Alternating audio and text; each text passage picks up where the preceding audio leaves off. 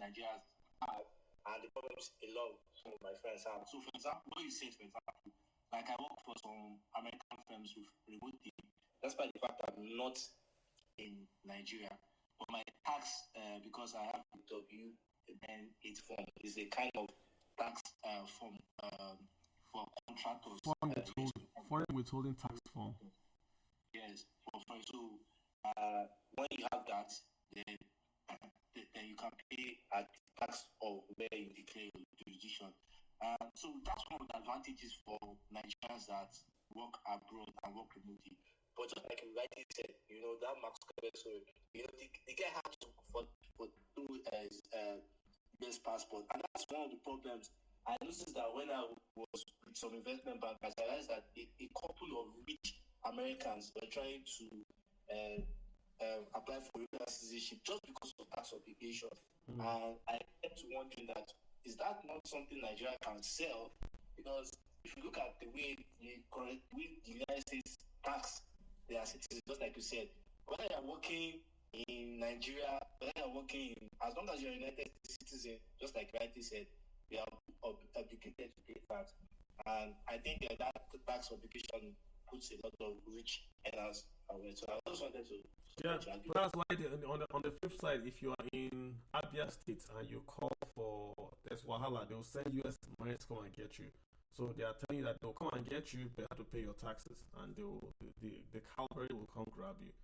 So it's like Rome, you have to pay your tithes to Caesar. But the general topic we're talking about, right? We're talking about not just streaming itself, but those that earn these foreign revenues, maybe through gig economy, through working abroad, people that just live in Nigeria and work abroad. It does look like those revenues. If I buy music from a streaming app, I'm actually importing that payment back to Nigeria. Do you agree with that? Do you have a counter take on that? It's kind of tricky. I'm not an intellectual copyright, but I look at it from the investment side, our financial side. So I understand what you're saying, but I think it's much more like where the income is, who's owning, and which record label has. So if you look at most of these big players, they have deals with record labels, they have affiliations with foreign giants that really push their works. So there's this sharing formula. But I think the biggest players, if you look at it, are the platforms. One of the arguments I was listening to from one of the richest venture capitals in California spoke about the difference between Africa, Asia, and the United States. Nigeria is more of a consumption economy when you call it time consumption. So you could argue that, Burna Boy, for example, good export, cultural, but when you look at the finances, really, how much is coming back to Nigeria, it's really debatable. These guys spend large amount of their income on foreign disposable assets, Ferrari, things like that, private properties. They don't really have strong holdings in the country, And if you look at what Spotify has been able to do in Europe, for example, look at Apple's Spotify sharing music platforms, they've been able to build their economies institutionally. We've not seen that in Nigeria. The argument is that with Davido, Burna Boy, Whiskey, one would have expected we have a music village already in maybe any part of the country where we could see big players like Sony coming in and create stuff. But Marvin record label, for example, owned by Don Jazzy, recently got acquired, which that looks like more of an export to me. But the problem is that many of these guys don't keep a sizable amount of such earnings in Nigeria. That's a good point. That's a good distinction. So when Don Jazzy sold his company, or he built up his company to the foreign firms, that was an export. So money came in. So that's going to be recorded in Nigeria as an export. So that's totally clear. But when the point this is where this was in my head, and I've tried to just put it out there in case so I want someone to correct me. If I'm in Soliri and I play Lonely at the Top from Ashake on Spotify, I'm actually importing that music back to Nigeria. Because the way I tried to Google this stuff, Ashake is with Empire.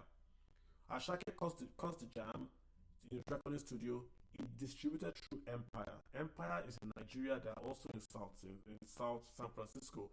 Empire is going to make sure that the song is paid. So that's why you pay on Spotify to listen to Ashake. Every time you play that song, Ashake gets a commission. He gets 70% of the total stream. Blah blah blah. It's very very complicated, but he just gets 70%, which is shared with the songwriter, and they actually own up the song itself. So in effect, because Spotify, those guys are not here. Like Marvin Record, if Marvin Record signed Ashake, it would be an export. But because he's signed by a foreign firm, it's an import. That's what's blowing my mind. Yeah. Exactly. That's right, and that's that's the argument that a lot of people make because they say okay, yeah, because culturally we might be exporting our language, our style of life, but when you look at follow the money, just like you said, I totally agree with you, and I think Isn't that it's crazy? something that Isn't that crazy? yeah, but I think a lot of African musicians need to look forward to that because if you look at the story of Spotify and if you look at Apple Music, because there was a time Apple Music was dominating, and if you look at how Spotify has become that rivalry, where Spotify, despite the fact that it's a Swedish company and the platform, we don't see that in Africa. There's no popular streaming music platform in Africa that can really hold its own. So they are just tools for Western civilization. That's the best way. Because just like he said, if you look at the money, the total money that might end up to Ashake or local content itself might not be up to a third of the total submission. Is that not a low hanging fruit? Because we have boombox. I don't know if it's at Nigeria, but we have boombox and all that. Is that a low hanging fruit to say that Nigeria is going to support a fintech that's going to then set up this streaming app, and then we'll sort of. I don't think we should force it, but maybe patriotism or whatever. Get people like all these artists to say, listen, whatever we do, we're going to go through this file. Yeah, it's beyond just building or coding. It's beyond that. One of the things I've realized about music platform business, especially from the eras of Steve Jobs and Inc. of Spotify, is relationship network. You could see how important Jay-Z guys, even despite the fact Jay-Z had his own streaming platform at some point, the partner, there's this network partnership. Music entertainment industry is trying on networking. And the African market doesn't really have that. You look at our investment community, it's not that sophisticated. Despite the fact we are growing. So I think, and if you look at the fact that many of these guys are also looking at the foreign market, it's quite difficult to do that local. MTN tried it at some point, but during their two-phase era, remember MTN and Ringtone, but the sustainability and globalization, took into it. So I think it's very difficult. So the back end is where we're enjoying the front end. We dance to money at the top, but the back end, the money is actually leaving Nigeria. We're actually importing the Ashake. That's crazy. When they hang in there, D, what's on your mind? Thank you for letting me speak, Carlo. I just want to say I really enjoy your spaces. I tend to listen on a Sunday evening because I'm very interested and invested in the Nigerian economy. So I'm always looking forward to your spaces. I just wanted to make an observation and ask a question. So the observation I wanted to make is I feel a sense of frustration because in my mind there's like a commonality. I think there was a space a couple of weeks ago about the Dangote refinery. Mm-hmm. And that's the frustration that he's experiencing in finalizing that refinery and getting the PMS he needs. And it seems to be a common theme with Nigeria where we have an export and then we don't have the capability to add value to that product and we end up importing it back. And it seems like even with music, we have these cultural exports, like Asake, Burna Boy, but we don't have the back end. The infrastructure to refine that or to provide a platform to then, add value to that music, put it into a catalog and sell it as a service. And, one of the things I've noticed just from investing in Nigeria is that there's tremendous capital. Like I've recruited people in Nigeria, I've interviewed with people, and it's kind of heartbreaking because I remember there was one time I interviewed someone and their house was pitch black. They don't have stable internet. They don't have stable power, and one of the biggest challenges is Nigeria is a very difficult place to invest in. It's just not a very good enabling environment. So there's like a gap in the middle where you have intelligent people, capable people that are not employable because the infrastructure is just not there. So that was my frustration. My question was, like, is that? I mean, for me, the difficult thing is this is like really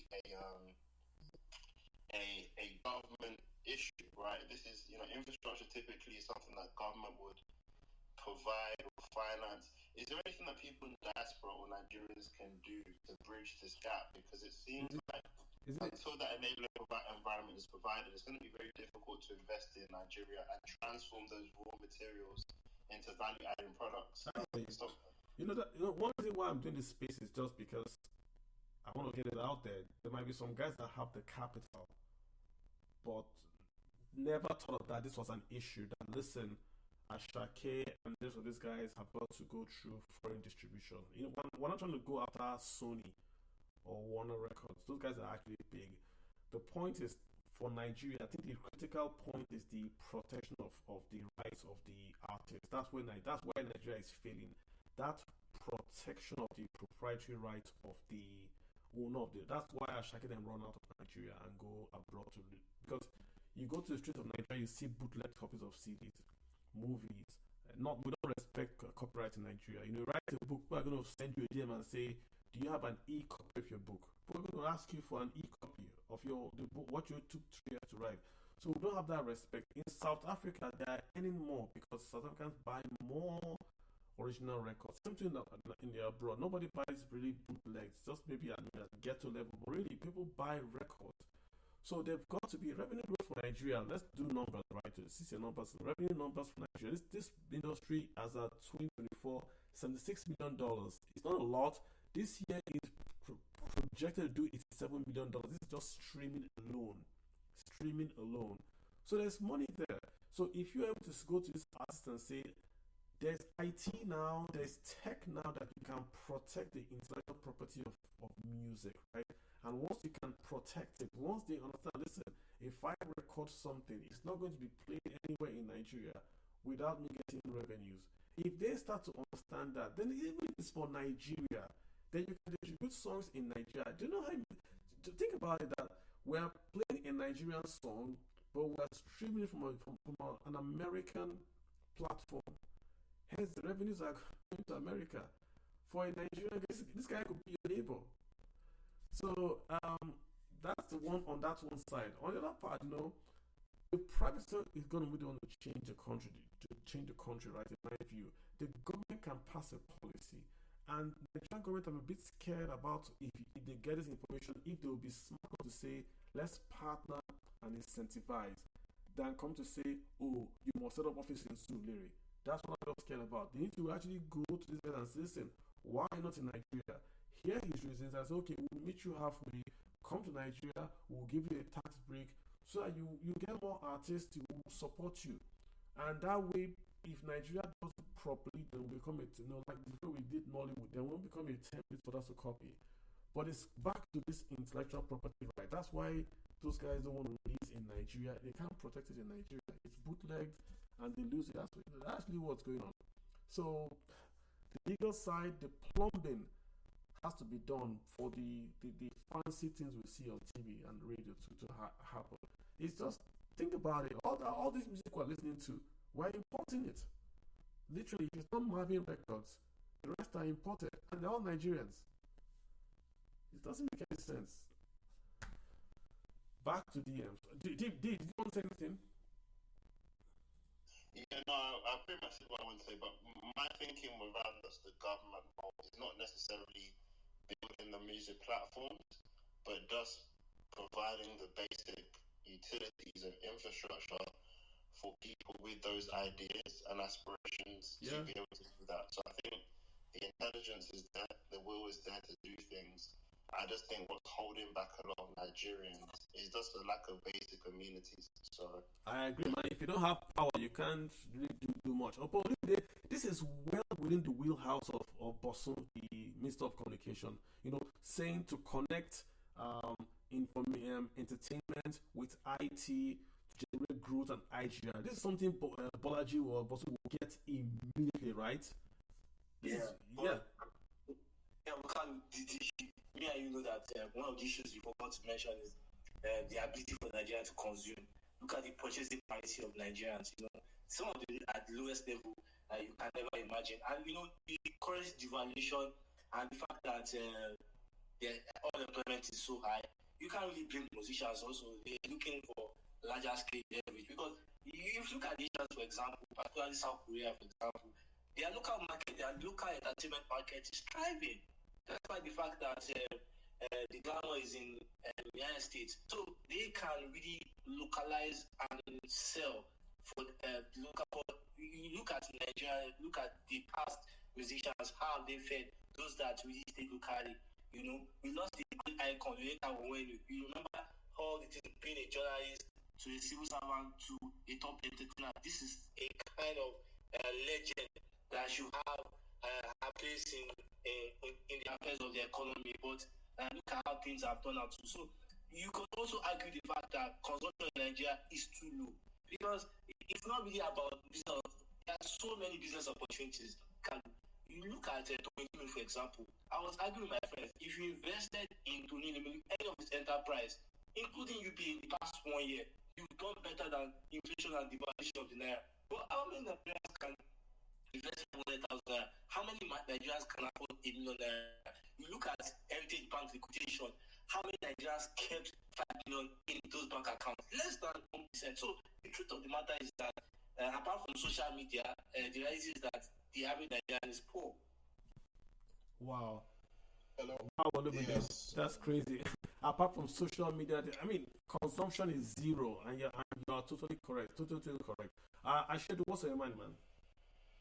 Okay, so it's my first time, Mr. Kaula, admire your posts has been incisive.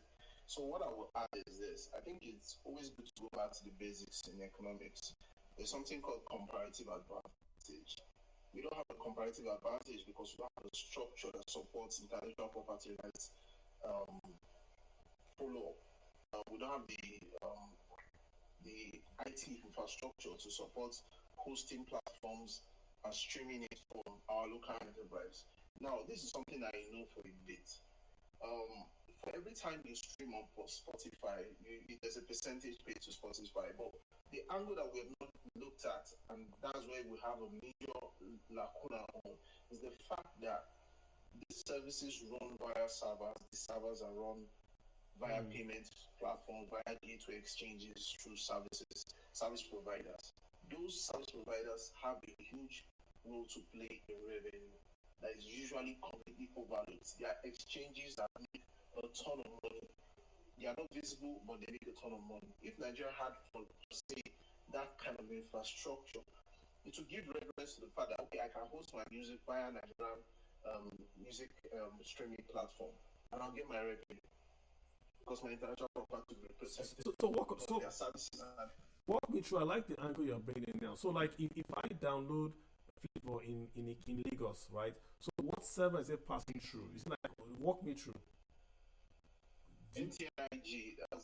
There's this service it's in Marina, very close to Hedge Hospital, Lagos Island Hospital. So the NIJX, that's Nigeria Exchange Service.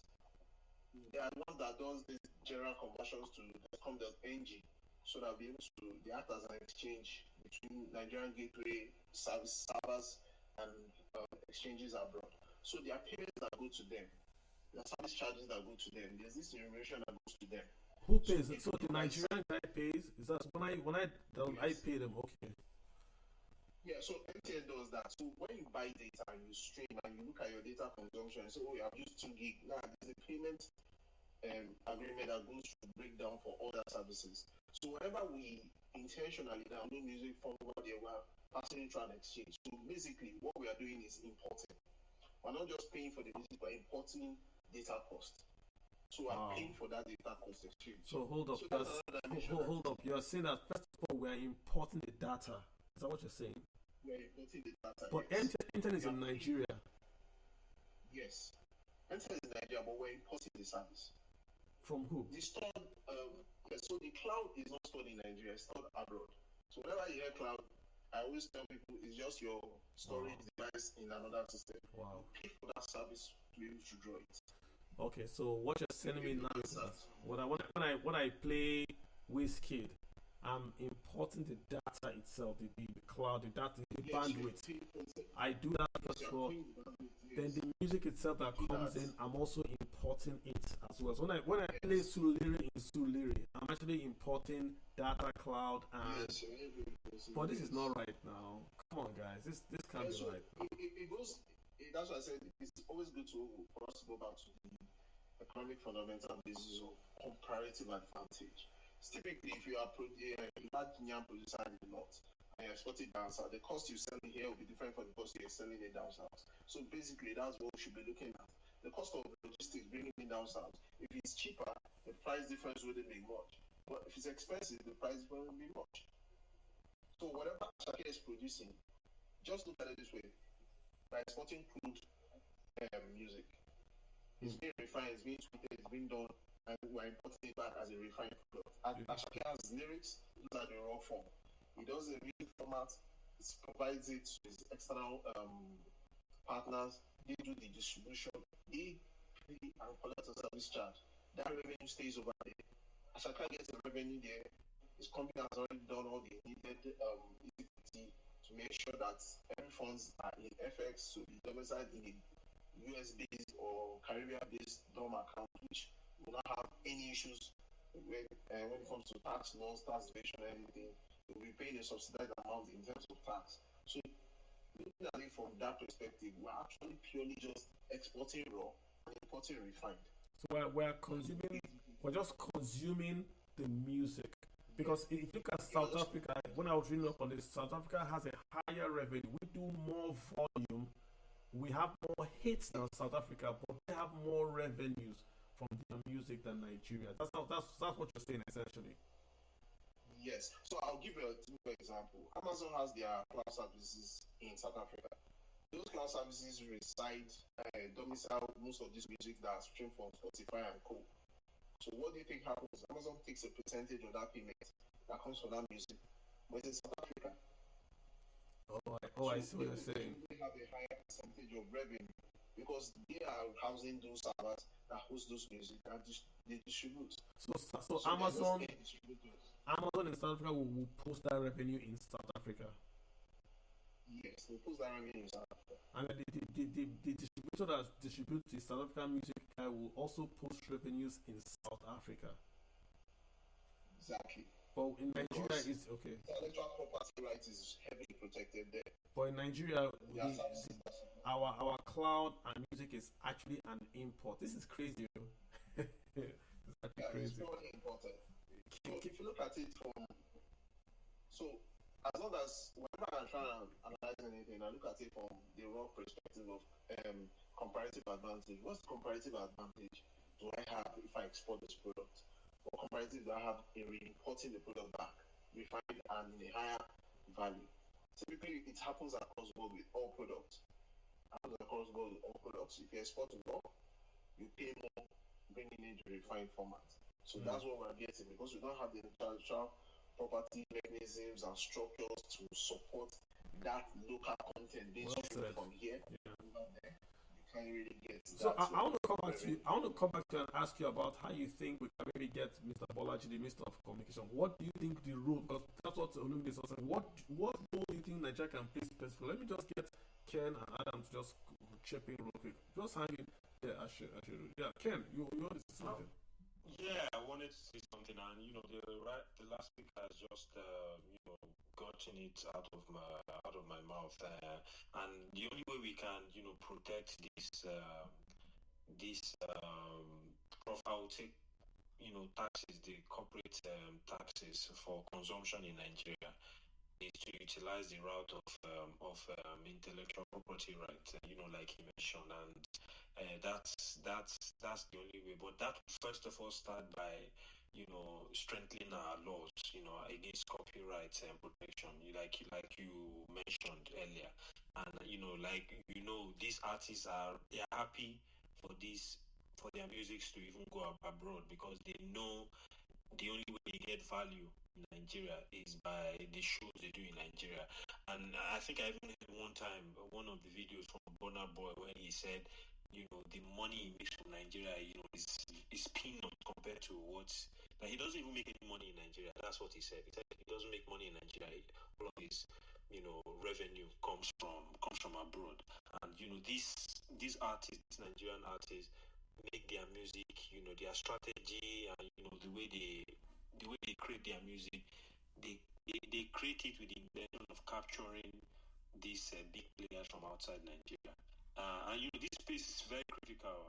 I hope the government guys are listening, because what this should translate in is the strengthening of our laws to first of all try to protect intellectual property rights in Nigeria first. That's number one thing before we start looking at how to domesticate these taxes, how to ensure that we are getting our share of these taxes, or that are going abroad instead of being domiciled here. So for me, I think that's one way to go about it. There's also another route, which is the OECD agreement.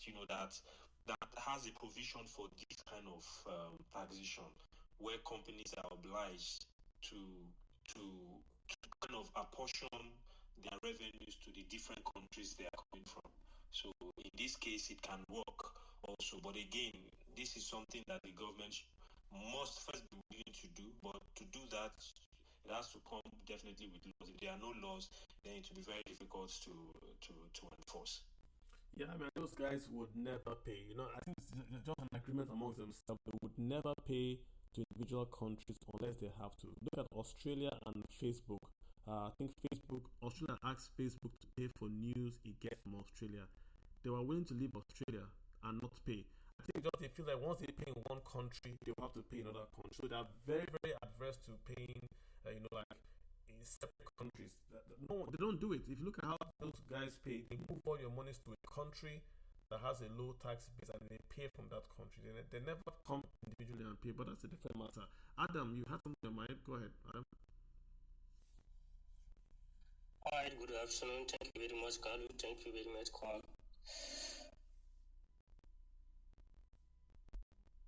Yeah, Adam, you want to say anything? Okay, let's get Adelshu. Adelshu, go ahead. Go ahead. Adelshu. Oh, yeah. So, okay, let me get that name right. David. Let me call you David if you don't mind.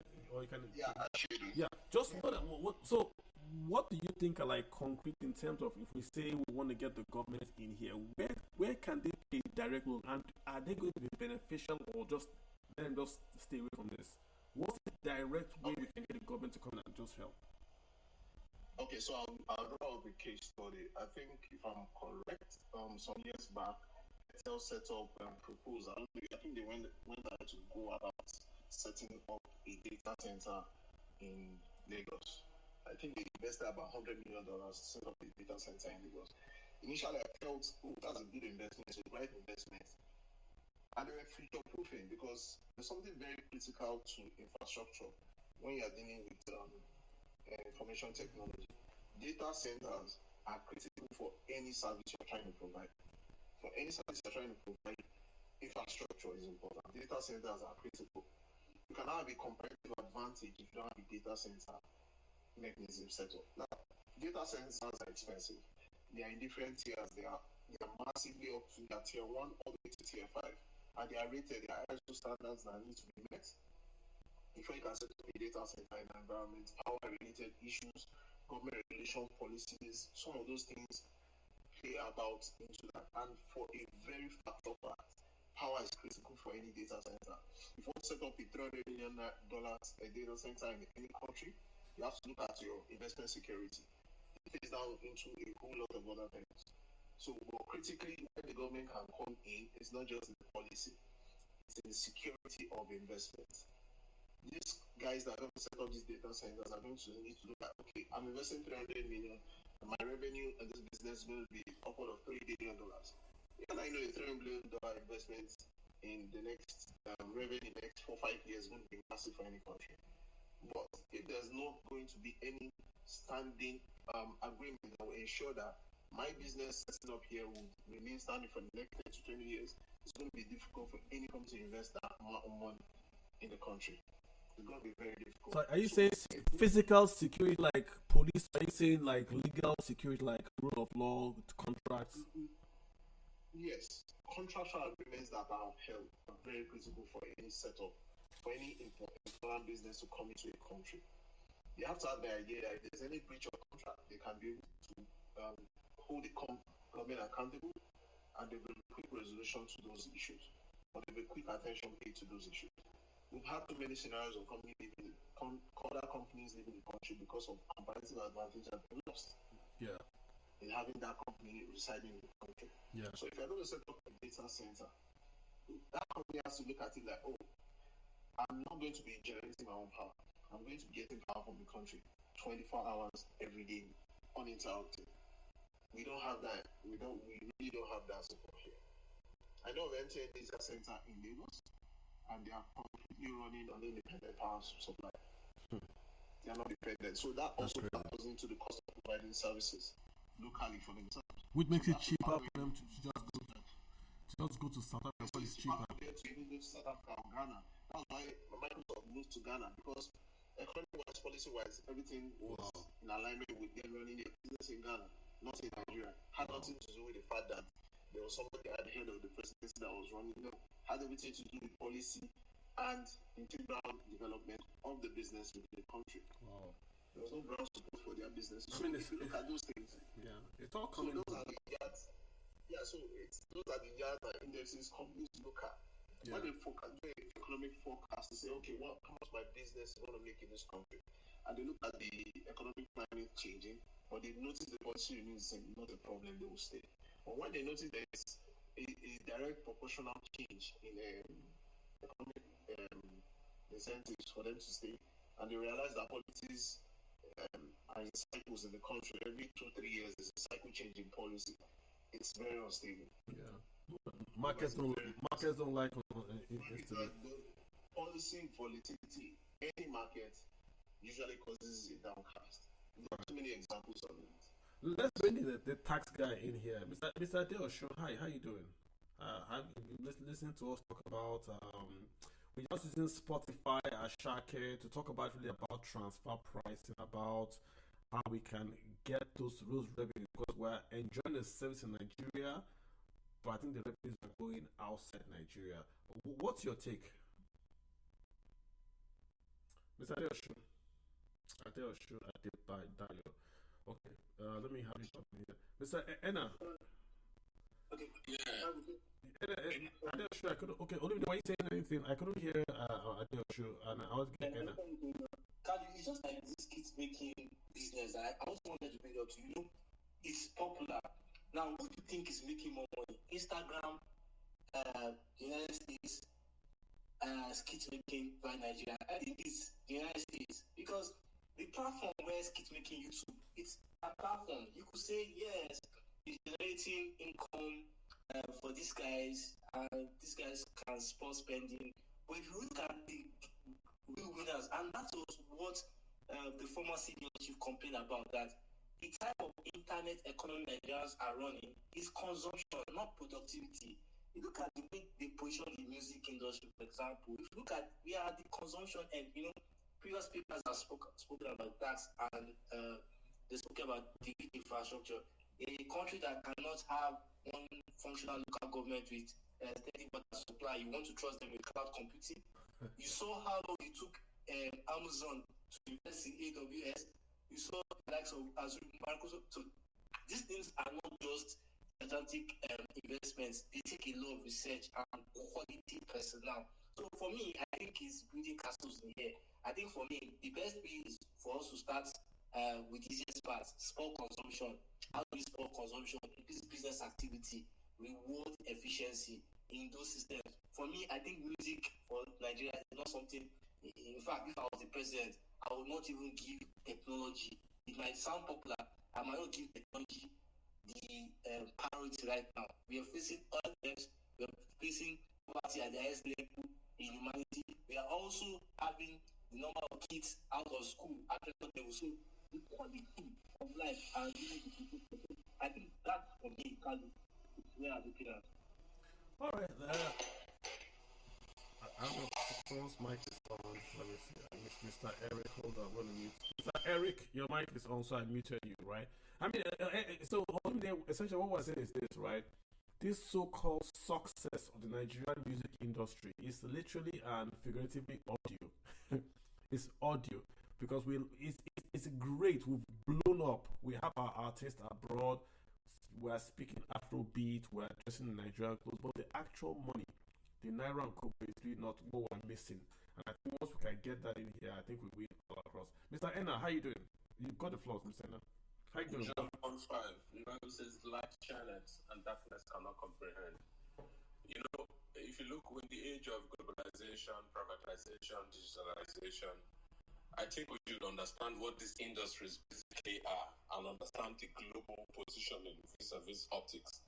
The Coca-Cola brand itself, a brand, is worth 106 billion United States dollars. What does that tell you? Except we're gauging at the right thing, we're actually beating air. What do I mean? What is the recognizability of the Naira? When you say, and streaming revenues from Nigerian entertainment save the Naira, is the Naira known? For example, you ban the spraying of Naira. You think the spraying of dollars itself, if the American government saw it was bad, do you think they would not stop it? It's about optics, brothers and sisters. The global entertainment industry is about $30 billion.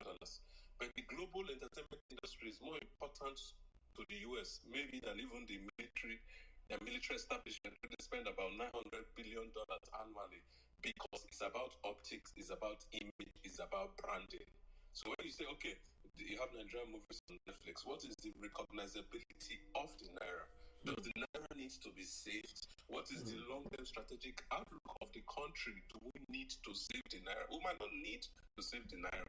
The Naira might need to have a free fall based on our long-term strategic goal. Now we discovered crude oil after Nigeria, and they had a long-term strategic goal. What did they do? They set up the government fund, the government pension fund. So this is the largest in the world, worth $1.6 trillion. So these industries you're seeing, they are not just for money per se. It's about optics. Because when Jonathan sat on that chair, when Yaradua died, our leases were expired. The major leases in Nigeria were signed by IBP in 1985. They expired after 25 years. The leases, and there was a debacle where's Yaradua, where's not Yaradua. And Jonathan sat. Immediately, Jonathan visited the US. Immediately, he finished with Barack Obama. Who did he sit with? He sat with the president of Chevron, president of ExxonMobil, sorry. Brothers and sisters, it's about optics. It's not about the industry. We have a footprint in the entertainment industry. Forget about money. We have a footprint in Africa. The question is, how can the government use that as a strategic tool to penetrate into other cultures to increase recognizability of our brands? First, the Naira, if you're thinking about the Naira. How can the Naira have a seat on the table? You don't have a seat on the table. Security Council. You don't have a seat on the table when you're counting real billionaires. Because when you're saying the richest man in Africa can go to 12 billion, that's like shooting stick money. It's not on the seat on the table. Look at the wedding of the Ambanis, Mika Shambani, the richest man from the East, the richest man from India. That wedding was beyond a wedding. That wedding was a stamp of authority telling you that the Indians have a seat on the table. And how have they had a seat on the table? I had to go follow the wedding and I was learning to their culture. I saw their jalabias. Oh, they were nice. I'm like, I'm going to buy this jalabia. But brothers and sisters, India has a seat on the table. How? The Indian economy first is $3.9 trillion. By 2025, it's counting to be $4.2 trillion. Guess what? India and Nigeria and the US have a long-term strategic partnership. Why? That is the partnership that would debilitate China. China and India are perpetual enemies. So what is going to happen? The US, the West, not even the US, going into strategic partnership with India. And guess what? So we use that to whittle down the influence of China. There's major investment back and forth. So whether it's Bollywood or Nollywood, the entertainment industry is beyond money. The entertainment industry is beyond presence or streaming. The entertainment industry is for global optics. The mindset is a strategic, deliberate outlook from the US government to project their image globally, and the government must do that. Now, if you come back to the Nigerian entertainment industry, you can say it's not owned by Nigerians. The feel is American. When Burna Boy speaks, he speaks British. James purely Canadian. And you've entered 18, no? No. I'm just coming. So, what's our culture?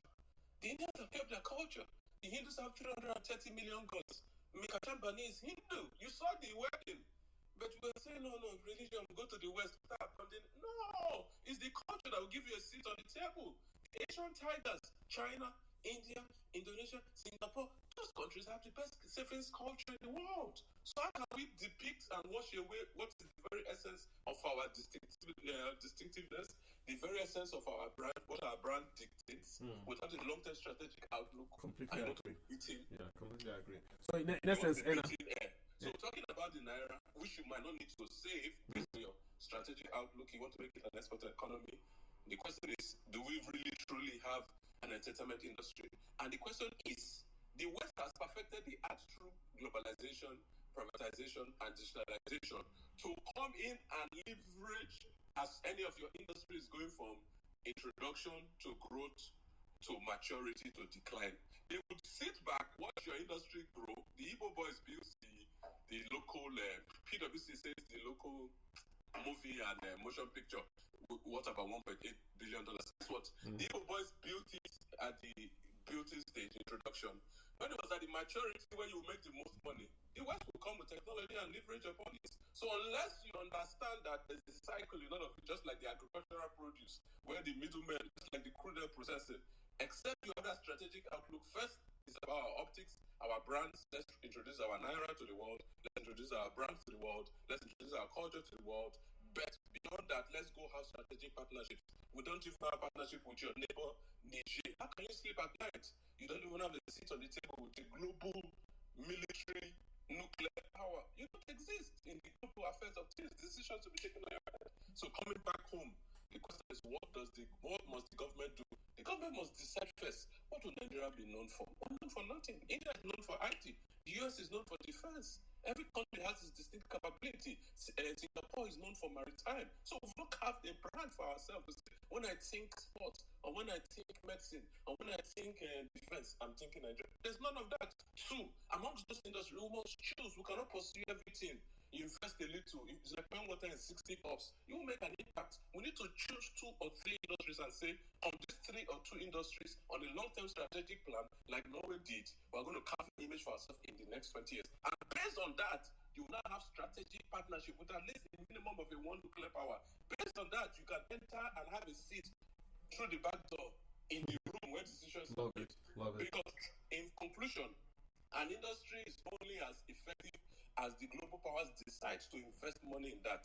The patent capital of a country, as shown in China with 610,000 patent applications in 2021, is a direct reflection of what will happen to the economy.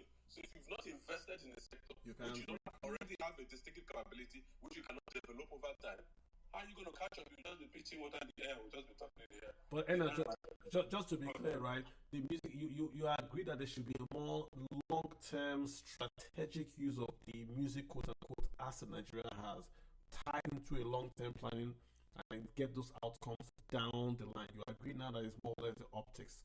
Optics, not for money.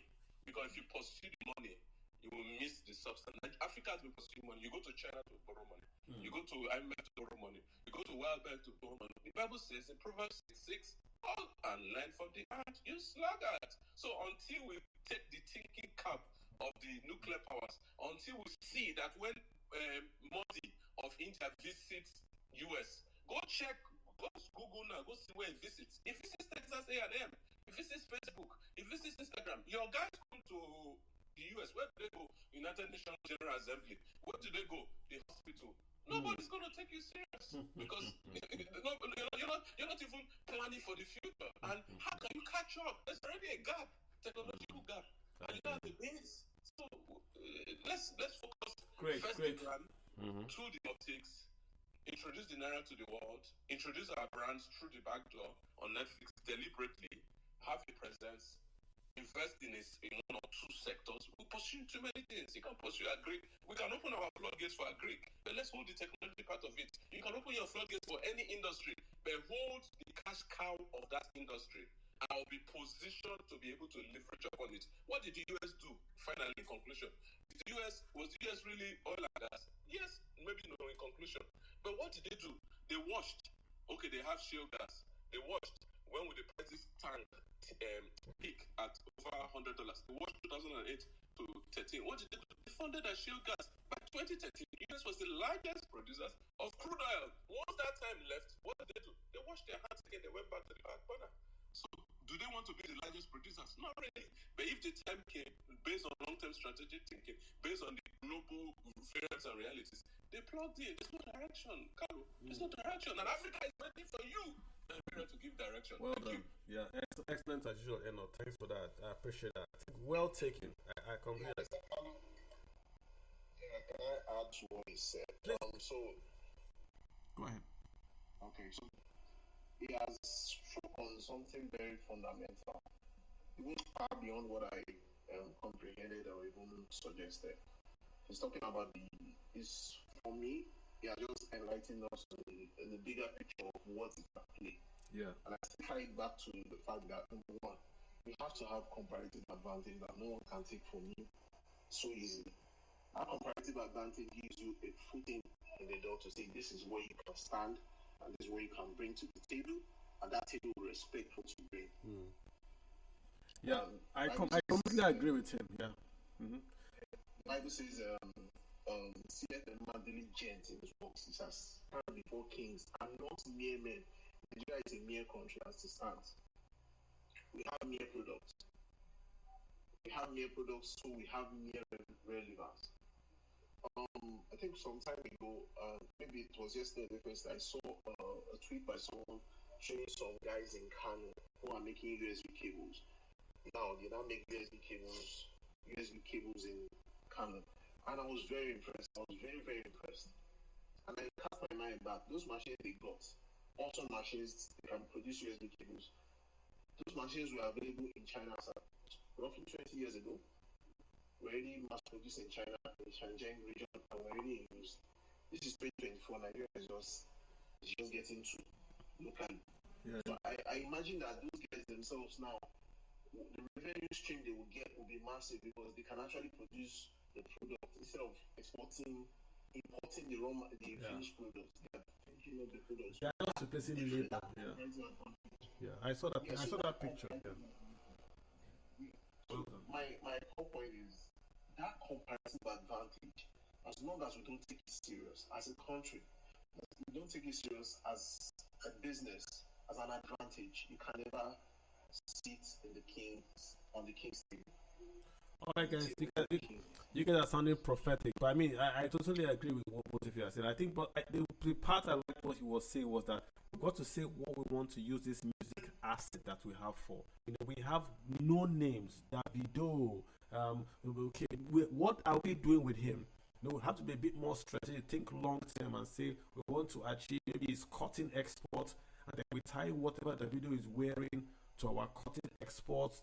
That's what I heard him saying. I think that was very, very insane. We've got to really have a long-term plan, not just to say, hey, we're just going to listen to music. Well said. Let's get to Onyeka. Onyeka, you've got the floor.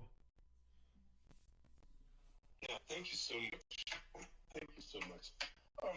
These conversations are always beautiful because we tend to bring out the ideas. But what we usually fail to do is to flesh them out and discuss the details of how to get some of these things going or working. And of course, I can understand because it will always take us to the political realm. And your brand is not political, so I can appreciate that. But we've had this conversation so many times that implementation now seems to be the logical thing. But let me ask a question before. Recently, I read that Japan as a nation is struggling to get Japanese companies to remit to bring back part of the billions of dollars that they have been making in profits abroad. So essentially, it seems like Japanese companies have a lot of dollars abroad and they are not bringing it home. So if Japan is having this problem, I wonder how my people will say Ongu Alahaji Nata Mala. Okay? Now, if they are, I wonder how we are going to convince. Let us even assume that our artists, that they will make how many billion? Whatever. Hypothetical, $5 billion. Of course, those monies are abroad. If you were them, if you were their financial advisor, what percentage of it really will you ask them to bring back to Nigeria? And what percentage of that money will you ask them to invest? Now, I am not justifying any negativity in terms of investments. I believe that Nigeria and Africa is the place to be. I do not have anything outside, and I don't intend on having. Okay? But, I mean, there are people that present the other side of things, and you can't just dismiss them as if, oh, I mean, it is money. So really, we must discuss how do we incentivize investments, even amongst the people like Carlo and that they are in the abroad. They have a lot of money. How do we get them to bring back a significant part of this money to make real investment? To answer this question honestly, it has to take you down political path. Thank you. I mean, you make a few comments that are well taken, but look at the point. Nollywood was done under the military, Abi. When we did Nollywood, that was under the military. If I'm still correct, that was under military rule. Yes. Yeah, Absolutely. yeah. And when did we do MTN under democracy? Where I'm going to, I agree with the boundaries of your point, but still again, I just think that I don't know if it's politics or the person that is there. I don't know how to really get without going into this politics thing. But where I'm trying to get to is that we're talking about an opportunity, and I'm trying to tell folks that listen, this is an opportunity. What we have right now is not the way we should do it. I'm not asking for those individuals to bring their money. It's their money. Wherever Burna Boy wants to keep his money, is his money. But we have to incentivize him to invest in Nigeria. And there are many ways you can do it. I've said it before, I think on this space. Tell them if you bring your money back to Nigeria, you're not going to pay any taxes. If your money is going to come back to Nigeria, 100%, you can bring it back, no taxes. If that money comes back into the country, it will be invested into the country, we will benefit, we don't have to tax them. There are many ways, many countries do that. When Trump became president, Trump announced, was it I don't know the exact word it was, but essentially, if you're a US company and you had foreign capital abroad outside the US and they couldn't bring it back into the US, the taxation, Trump said if you bring it back into America, they waived the taxation. Apple brought back billions. Many companies brought back billions. So Trump cut tax rates, but revenues went up because he gave that forgiveness, bring the funds back. Japan have issues. They have a positive balance of trade, which means they export more than they import. Perhaps it's the issues going on with that context. No revenue. If you put money in Japan, you are earning 0%. So how would you take money from America that is paying you 4% and take it back to Japan that is paying you 0%? It doesn't make any sense. So that could be why they're not taking money back to yen. Yen is paying 0%. Dollar is paying 4%. It's a no-brainer. I don't actually what's going on that. But yeah, I totally get your sentiments. Yeah. Let's get N want to hop back in real quick. Then I'll take Eric and Saeed. N, what's up? The economy is three things I said: globalization, digitalization, and privatization. Now he says he's living in Nigeria. If I run an analysis of him, you'll be surprised that 70% of his wealth is revolving in the global economy. He's not domiciled there. He doesn't drive a Nigerian car, drives a Mercedes. Maybe he wears a Rolex. His children are schooling in the UK. So the cash cow, the most is major OPEX and CAPEX to himself, to the average Nigerian. It's still foreign. So when you bring the money You see that Gute's money is in Otedola's money. He bought 3 Ferraris and Lamborghinis for his daughter. You want to do construction, you buy heavy equipment from Germany. You still have to buy weapons and bullets from Croatia. So it's not about where the money is. The money will go back to the owner. Church in Chu, the most liberal vegetable seller. She said money only goes where it's most needed. So it's not about just holding the money. It's not about them bringing the money. That's why I say forget the money. Let's get optics. Let's push these brands. Because if we can get them to interact with the brands, like, because the topic is Naira, so I'm going back there, the Naira will rise. But except you do that, if you like, keep the money in Japan. If you like, keep the money. And let me tell you, money overseas is not wrong. The Norwegian Sovereign Wealth Fund, the fund is not invested in Norway. The pension, the Canadian pension fund 650 is not invested there. You look for places that have good investment. You plug in and plug out. Thank you. Okay, I hear you. I completely hear you. Mr. Eric then Sahid. Hi, Galu. Thanks. Great space. Can you hear me? Yes, I can, sir. Yeah, I can. But your audio is kind of there's a back noise to it. If you can fix that for me. Okay. Sorry about that. Let me. I just wanted to touch on Ena's point. Ena, he made a very smart point in saying our value systems essentially. We think Afrobeat is the value, which it is, yes. But in my view, I think Apple Music, Spotify, the streaming services have created more value than Afrobeat has to offer them. So what I'm basically saying is the value in Afrobeat or Apple Music? I remember this was 2019, 2018, Canadian artist Drake, he made, I think he had a song, God's Plan, it went 1 billion streams on Spotify. And the Canadian government realized they didn't make $1 from that song. And next year they added a 5% sales tax on every digital content Apple sales in Canada. So my question is, Afrobeat, we look at it as value, yes, popping is around the world, but in my view, I think Apple Music, Netflix, DSPs are where the real value is. Afrobeat is just something contributing. So the question of asking whether we can tax these people or whether we can benefit from the revenue, I don't think we can. Thank you. That's just my submission.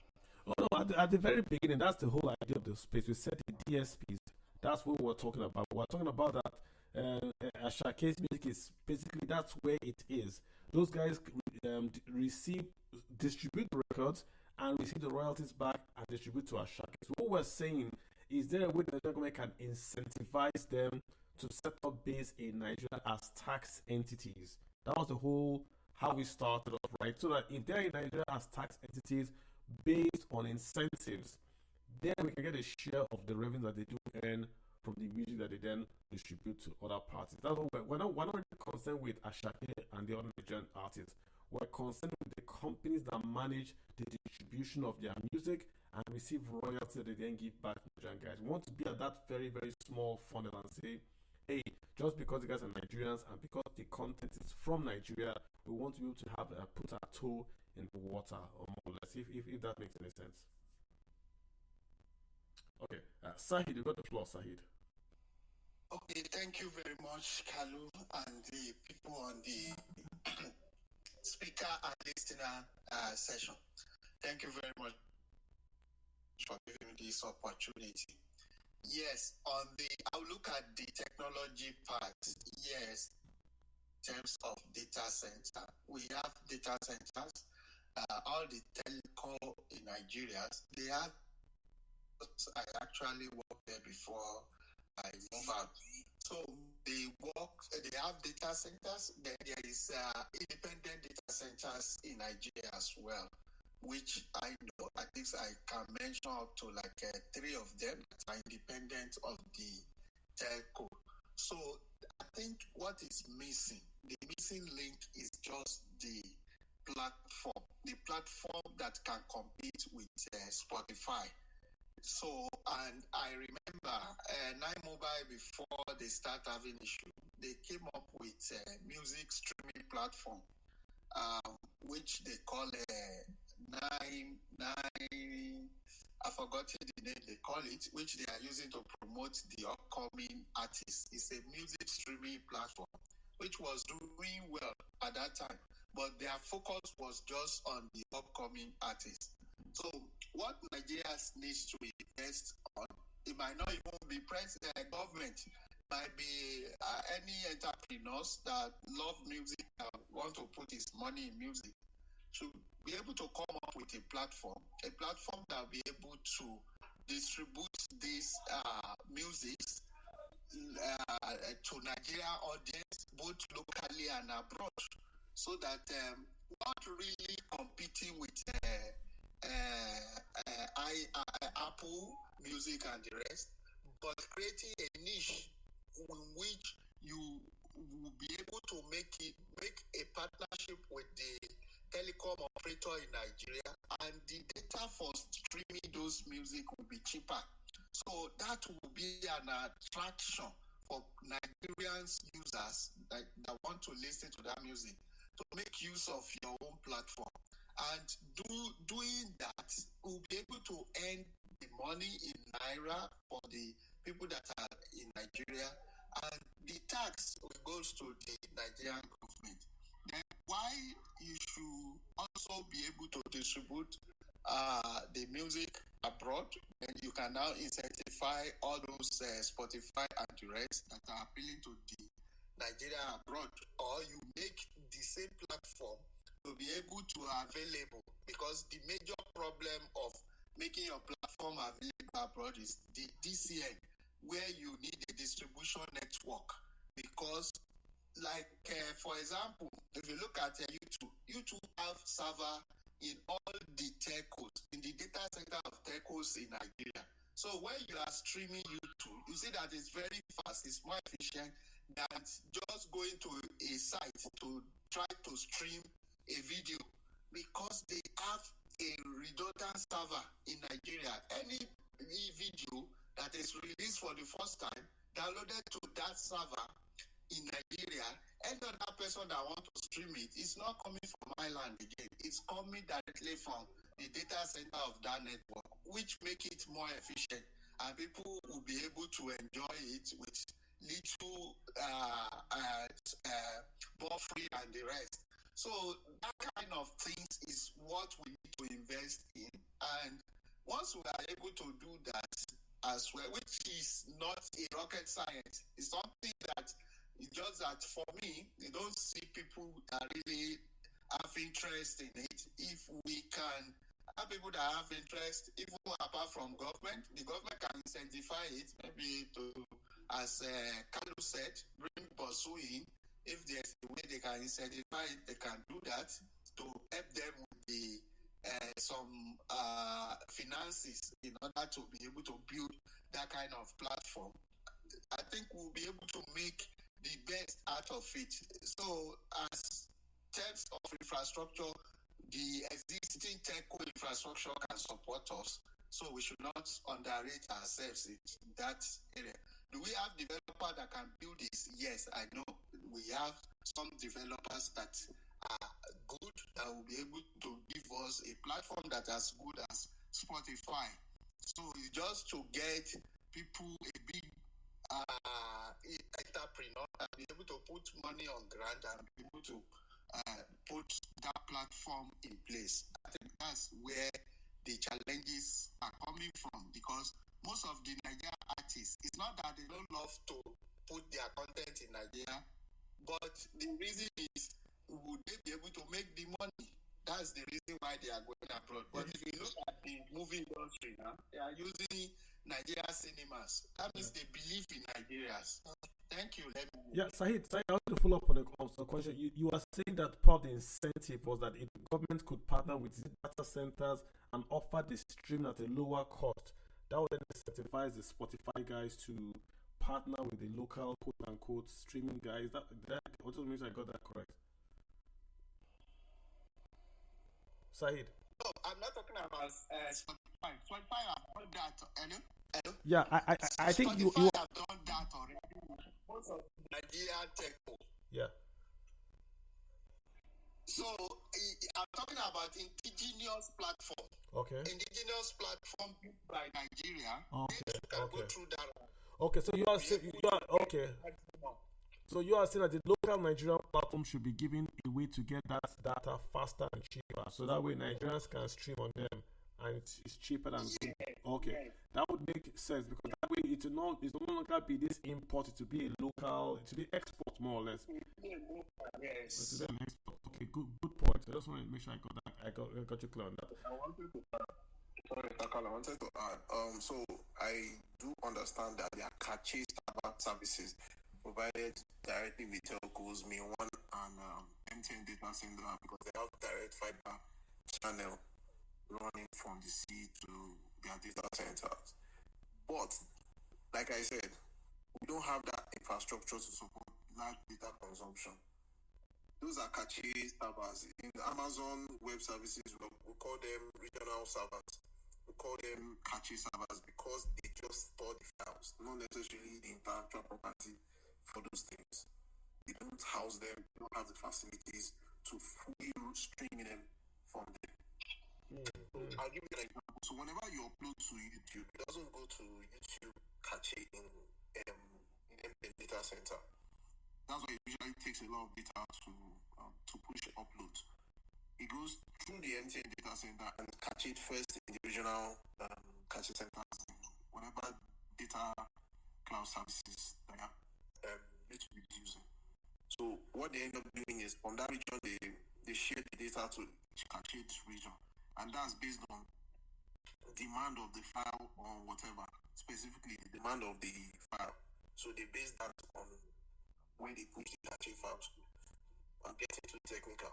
My point is there are too many there are levels to server and cloud storages that we are not yet up to in terms of providing that top tier service. If not, there's basically only one Amazon cloud storage service in the whole of Africa. That's South Africa, if I'm correct. There's none in Nigeria. Why? Infrastructure, power supply, which is critical. Like I said earlier, investment security, which is a bit lacking.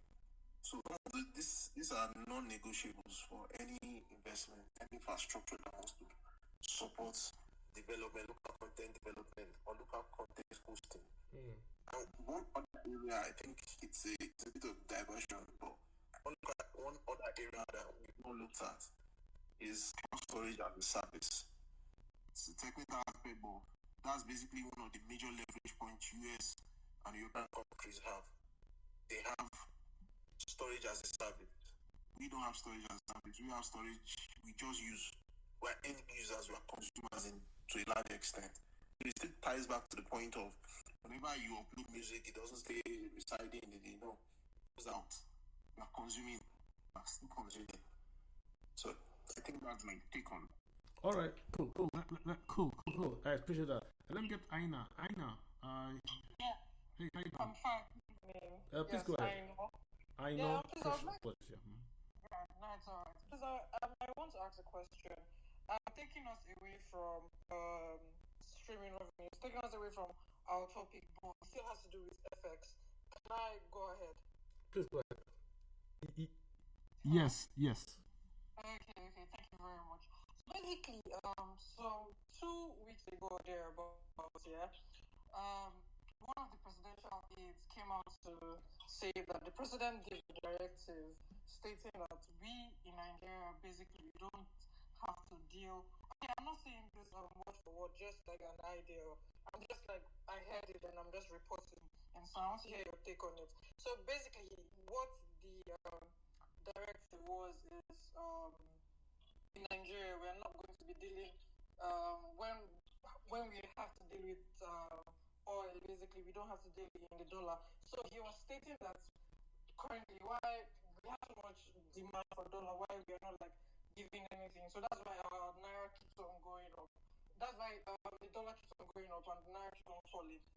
So basically, my question is, it's been 2 weeks since they gave the directive. And I remember back then in secondary school, when we were doing government, we've always known that in Nigeria we do not have implementation, even when we have policies. So I want to just ask you, when we do the maths, okay, I'm so sorry. Basically, all I'm just saying is, why hasn't the dollar gone down? Okay. If they gave that directive about 2 weeks ago or thereabouts, about. And I'm so sorry I messed up. Oh no, you're fine. You communicated clearly. You're fine. I understood what you're trying to ask. You're essentially saying, hey, we've said we're trying to support the Naira. Why hasn't it happened? Not just what you're saying, but other things you hear. Naira support. Like, let me try to give you how currencies work, right? So when you hold that piece of paper called Naira, right? In essence, you are holding a claim. Let me put it simply. If you take that piece of paper, it's not actually money. If you take that piece of paper to the Central Bank of Nigeria, they are supposed to give you gold or a commodity. So all currencies are tied to a commodity.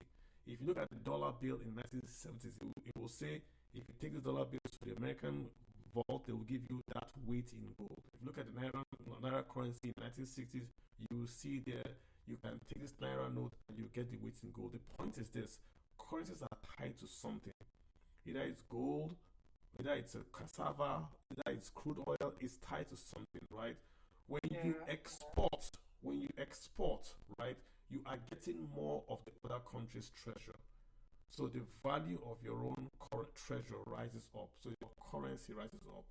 So the long and short is that the Naira you hold in your hand is a derivative of how much crude oil Nigeria exports. If Nigeria exports more crude oil, we will get more money. It's end of story. So when you hear, whatever you hear, if you want to know if Naira is going to go up or down, just go to the NNPC website and look at how much crude oil has Nigeria exported. Also go and look at how much remittances have Nigerians brought back to Nigeria. And lastly, try to go to Nigeria Bureau of Statistics and look at the trade number. If you see positive, the Naira is going to gain value. What I mean is this: if you see number one, the crude oil exports from Nigeria are up and are going up. That's one positive. Number two, you see remittances from Nigeria are going up and are going up. That's two positive. Number three, you then see the trade report that Nigeria is exporting more and we are importing. Then the Naira will gain value.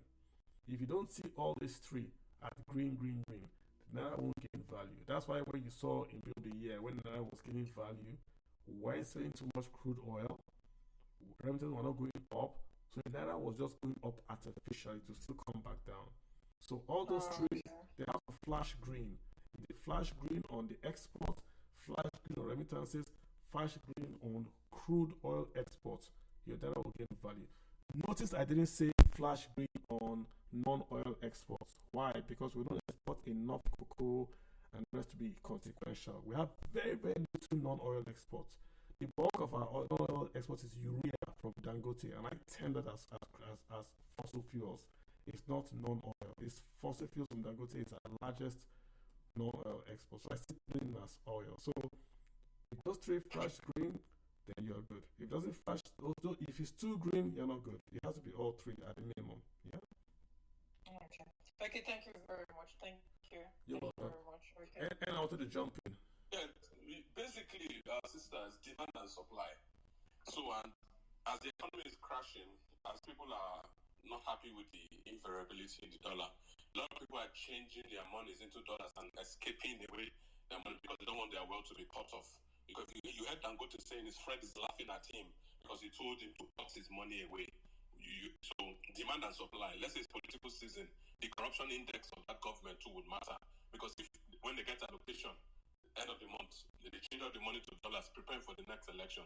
Guess what will happen? The price of the Naira, the dollar will be going up. So demand and supply, corruption index, fate of the populace in the currency. Then the Nigerians are also converting their Nairas to dollar because it's more stable as a holding culture so that they don't wake up tomorrow it's 3,000 and they've lost 50% of their wealth. Thank you. Great point. Can I add something to that? So please go ahead. I agree with your point, totally spot on. But I think we missed that Dangote dollars. So this is the catch here, for example, because I've been tracking at least Nigeria's richest men's wealth for many years, and I write on the stock market. So the fact that his friends are laughing at him was just an apologies because most of his friends have at his closest business friends 95% of them that's where it is in Naira.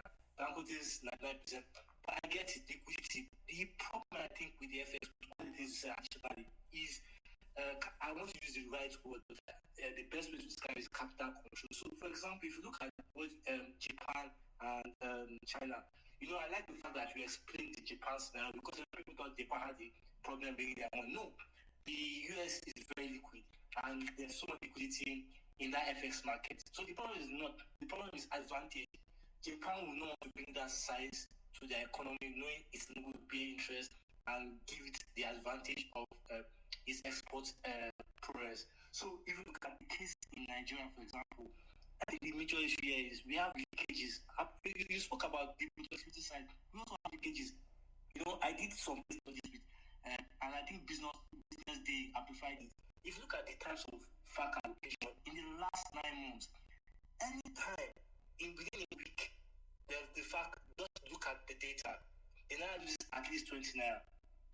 And it gets so bad because you see that many of these states can't even bring in FDIs.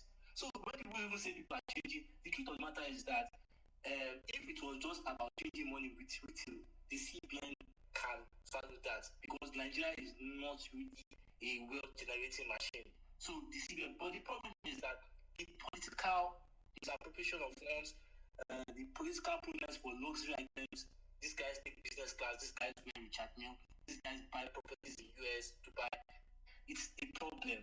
So until we also have check and balances, because Nigeria is one of the few countries I know that we don't speak about how we check our elite spending in terms of FX. Every country has it. Even if you open the elite investment bank, the first thing they'll ask, you have political exposure. They'll ask about your foreign bearings in different markets. We don't have that in Nigeria. So we need to also have checks and balances. So I just wanted to add what you said to the point. Yeah, I hope I hope you took all that. I know they gave you a lot of information, but like just very, very simply, if people want your Naira, it will go up. If people want dollar, it will go up. Whatever people want, that's what goes up. That's just the simple version for you. So thanks for asking your question. I appreciate you. Yeah. So we've got office. Are you okay? You're good? Yes, I am. Excellent. Thank you very much. I really do appreciate all of you. Thank you very much. You're welcome. Yeah. I've got office of the citizen, Neyo. What's your mind, bro? Neyo, what's on your mind? Egbo. I've got Ego. Is that Egbon Jai? Egbo, you got your hands up. Hey, how you doing? Go ahead. Hi. How's everyone doing? Shout out to the host and the co-host. I've been following you both for I've been following Carlo for about 3 years, and I just recently started following Olivia about this year. And definitely the topic of the space caught my eyes straight up, because it's kind of like what I am very much versed in, the Nigerian music entertainment space, and the first exchange streaming revenue. About the Naira, I think what I'm going to say is this, right? Now, a lot of people are getting to see that the Nigerian entertainment space is gaining more impressions, and the foreign currency that is being pushed, invested into the industry, people are seeing that the ROI is coming back in better percentages. And I'm saying this from a personal perspective of having to have traded both in the cryptocurrency space, the stocks trade space, and like having to also invest funds into some of the music projects that I'm involved in. And I'm not doing that in the Naira.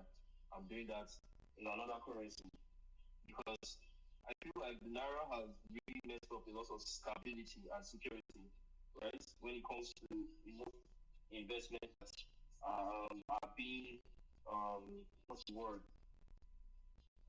That are being executed. Right. I'm sorry. Can anyone hear me? I don't know if anyone. I can hear you. Okay. Yeah, okay. So like I feel like foreign exchange, the revenues from foreign exchange both the trading and the investments and all of that. The return on investments has saved the Naira. I would like to answer it that way. It can save the Naira. But let me tell you, the policies in Naira are not helping at all. The policies that are being made towards entertainment creatives and entrepreneurs, it's not helpful. I know what I'm saying from a personal point of view and from a business perspective as well. Because I would like to invest in an artist. I would like to invest in his stage. And if I'm going to be doing that, in order to, okay, create profits, I have to look in another currency that is stable, in another coin, per se, that is stable, so that I will be able to get my profits in that coin that is stable. But in the Naira, if I have to invest in Naira, I'm looking to make a loss in Naira. That's the way I see it. I don't know of any other person maybe that has invested, but that's the way I see it. So yeah, I hear you. I'm just trying to see if I understand what you're saying. So you're saying if you want to invest in Nigerian artists because it's in Naira, you lose value. Then if you want to invest in I feel like I lose value if I do not invest in a stable currency or coin. Okay, but in terms of return, I believe the foreign exchange streaming revenues and save Naira if the policies are reviewed. okay, but I'm not sure how you can invest in dollars in Nigeria though, because when you find these artists, they are going to be collecting Naira. No one spends dollars in Nigeria, right? We all spend Naira. Oh, sure. They don't spend. They don't spend the currency in Naira. So how would you invest in dollars? How would you invest in dollars? For me, I always encourage most of my creative friends to get an app that both has the US dollar and the Naira option, to be able to work and receive funds and send funds. You understand? So most of our dealings goes in dollars. That's what I will tell you. Yes, it might be, received in the what's the word now? It might be received in Nigeria, but the value does not change because I'm sending dollars and they are operating with dollars. They know for a fact that if they operate in the Nigerian Naira, it's a loss. They know as well. And I've seen it too many times to not be aware and to learn my lessons. Okay, I hear you. That's my submission. Thank you for having me. You're very welcome, sir. Appreciate you speaking. Oxley, guys, we get nearly 2 hours, so we're gonna go about 30 minutes ago. Great topic. We started off talking about the streaming service, the music industry in Nigeria. We use Ashake as an example. We sort of x-rayed what they do, right? A Nigerian artist who writes a song, so we've got the content and the title in Nigeria. He then distributes the song through a foreign music distributor. That distributor sells the song in quotes to Spotify, to concerts and the like. Revenues come in, they are shared with the Nigerian content owners and performers, about 70%. We're asking ourselves, is this really inflow to Nigeria? Is it an export or is it an import? We sort of agree that it was an import because the streaming service that is distributing those rights is foreign based, so it's paying its profits to a foreign tax entity. We did say if it was like a Marvin that is locally registered in Nigeria paying taxes locally, it would be an export because, of course, Marvin is paying taxes to the Nigerian tax authority. So for us, it looks weird that a Nigerian would download a Nigerian song and it's an import because we don't own the value chain for music distribution in Nigeria. Even though we own the artist, we don't own the distribution leg, and that's a big gap here. We identify that there's infrastructure deficiency issues that make us not to capture the entire value chain. We want to be a bit more strategic in looking at how we can use those assets to do more things for us. How can we use that video to grow agriculture? How can we use STEM to grow IT? Things like that. That's really what we're talking about here in the room. It's been very, very great talking. Oxley Tech, put your hands up. Go ahead. Oxley Technologies, you should be able to speak on this. What's up, man? Yeah, Carlo, thank you for this opportunity to speak. This is actually a very cool topic, right? So there are a couple of ways to basically look at some of these things, right? The problem is that the Nigerian as a state have not really done well with dealing with these streaming platforms, right? Now, I believe the country should have, for example, let's even look at Facebook, let's look at Twitter. Before now, currently today, all the content creators on Facebook, right, or even artists that monetize their content on Facebook, they will have to look for people that are living elsewhere in the world, maybe in Europe, to be able to monetize and for them to be able to get their revenues. That's number one. Twitter has made it a little bit easier. So this is what we are facing. The country, we are basically excluded from the global content market. Now, for example, so somebody like Davido or Ashake or so, if they decide to go to Spotify or iTunes, that's okay. But if we are not excluded from the global market, nothing stops anyone from setting up their own website and stream your content on your own platform. The problem is here is that we are not able to own our web. We don't have big distribution platform that are indigenous to Nigeria. However, nothing stops you. People can distribute through other those distribution platforms. You can also create your own website and collect payments and stream. So the point, for example, is this: most of the cash apps around the world, Nigeria is excluded. We're excluded from PayPal, we're excluded from Script, we're excluded from so many other platforms that will enable somebody in Iceland to stumble on your content online and pay you, basically, and you get your money inflow right here in Nigeria in whatever currency that you choose. So that is the problem, and our government has not been able to sit with some of these streaming platforms that Nigerians use and be able to sit down with them and cut some deals with them.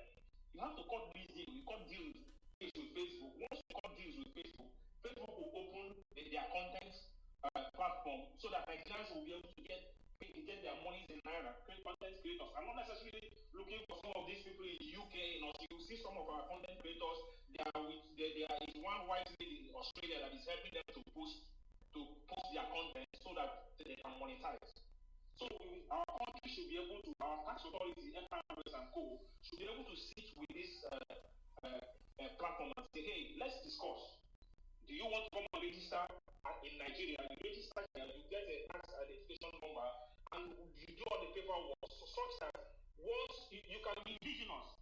Yes, there are global businesses, but some of those global businesses that are US based, almost all of them are also registered in Canada, they are registered in Europe, countries of Europe, they are registered everywhere for them to be able to, for them to be able to reach the local market. But it's only in Nigeria that you see most global platforms, they are not registered anywhere. They don't even have a Nigerian arm or subsidiary of their business registered. So to enable our country be able to track some of the, look at some of the taxes and some of the revenue that they are getting from our Nigerian indigenous market and be able to, they don't domesticate those markets in Nigeria. And that's why Nigerians find it difficult.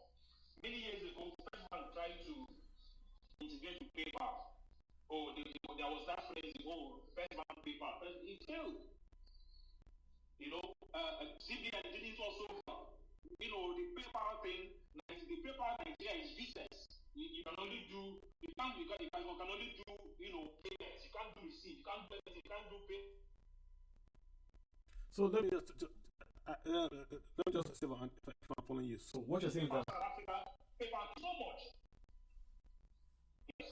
Just want to, so what you're saying that we should get the platforms, right, to sort of register here. To domesticate them. What does that mean? That means they register here as Facebook Nigeria Limited. Yes, they will register in Nigeria. All those platforms have the registration everywhere that they operate. Every country. Yes, most of them are US businesses, but they are registered in China, they are registered in Europe, France, everywhere.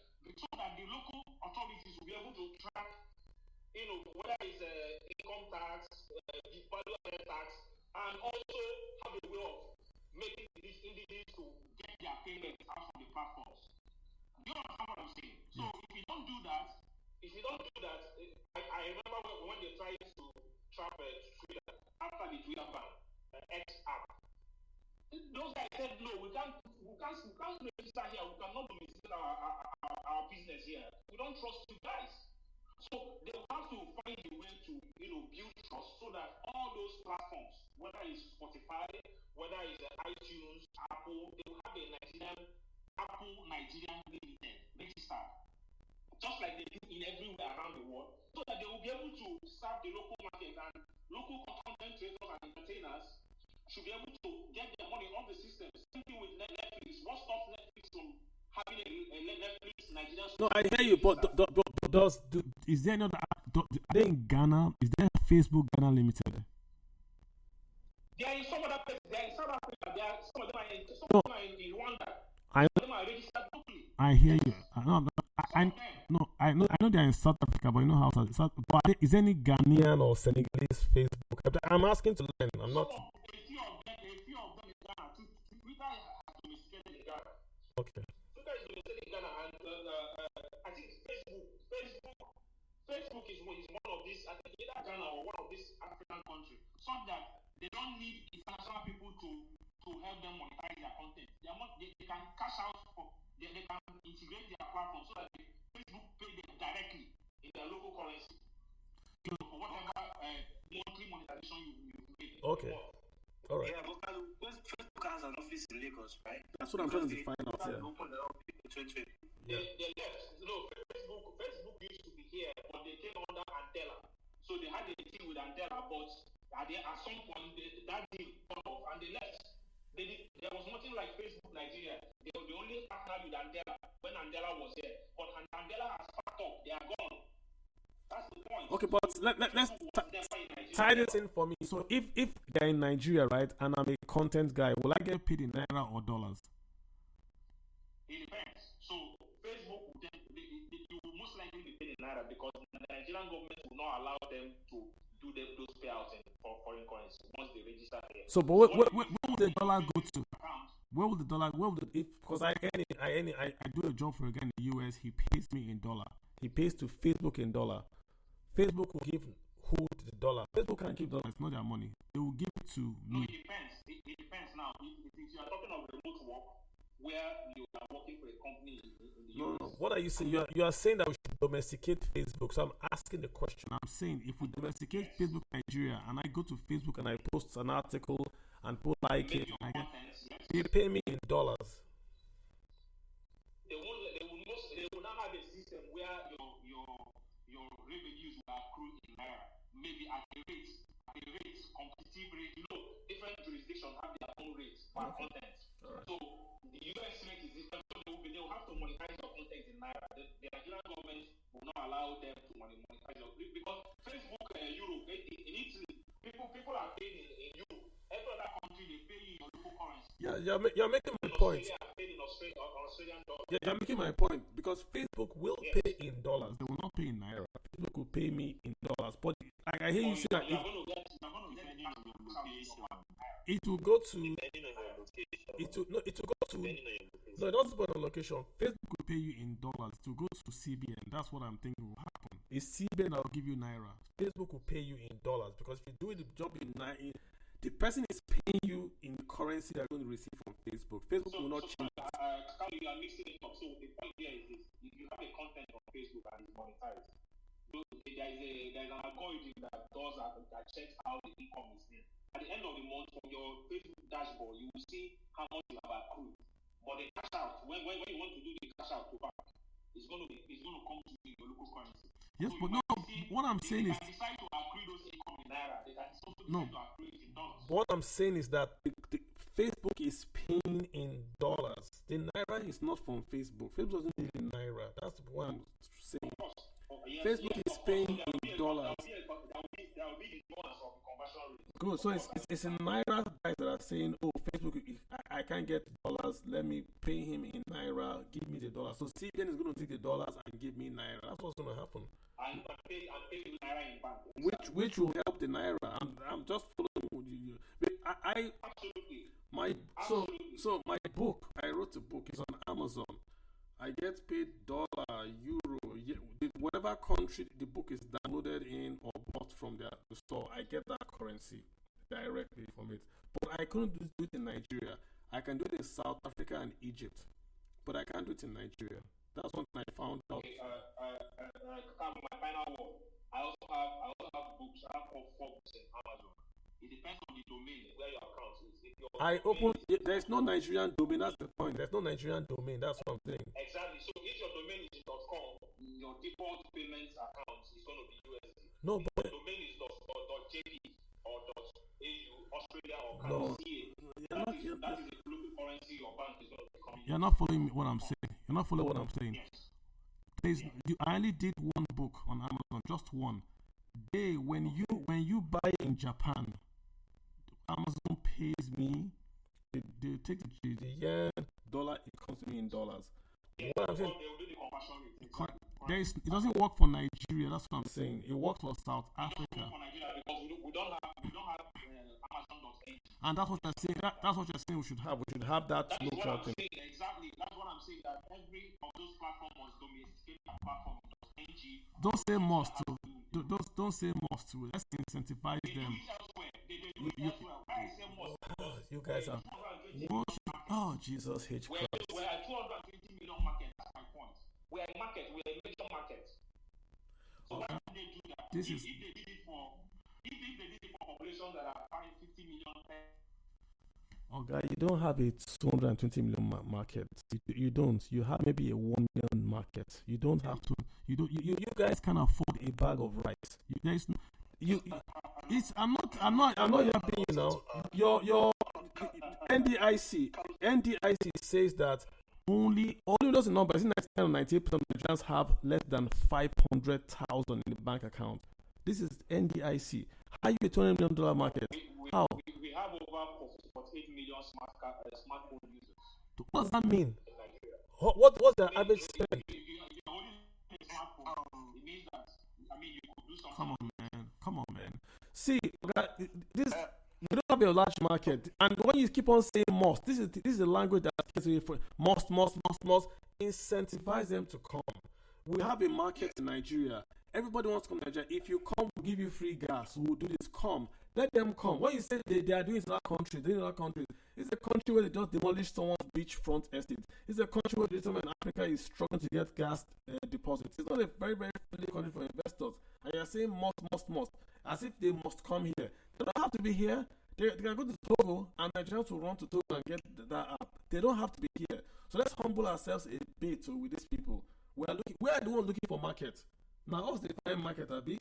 So we're looking for work. We're saying you must give me work. As if there are not other people that want to work. I agree with what you're saying, but we must be humble. This idea of must. I don't know. Yes, I wanted to add.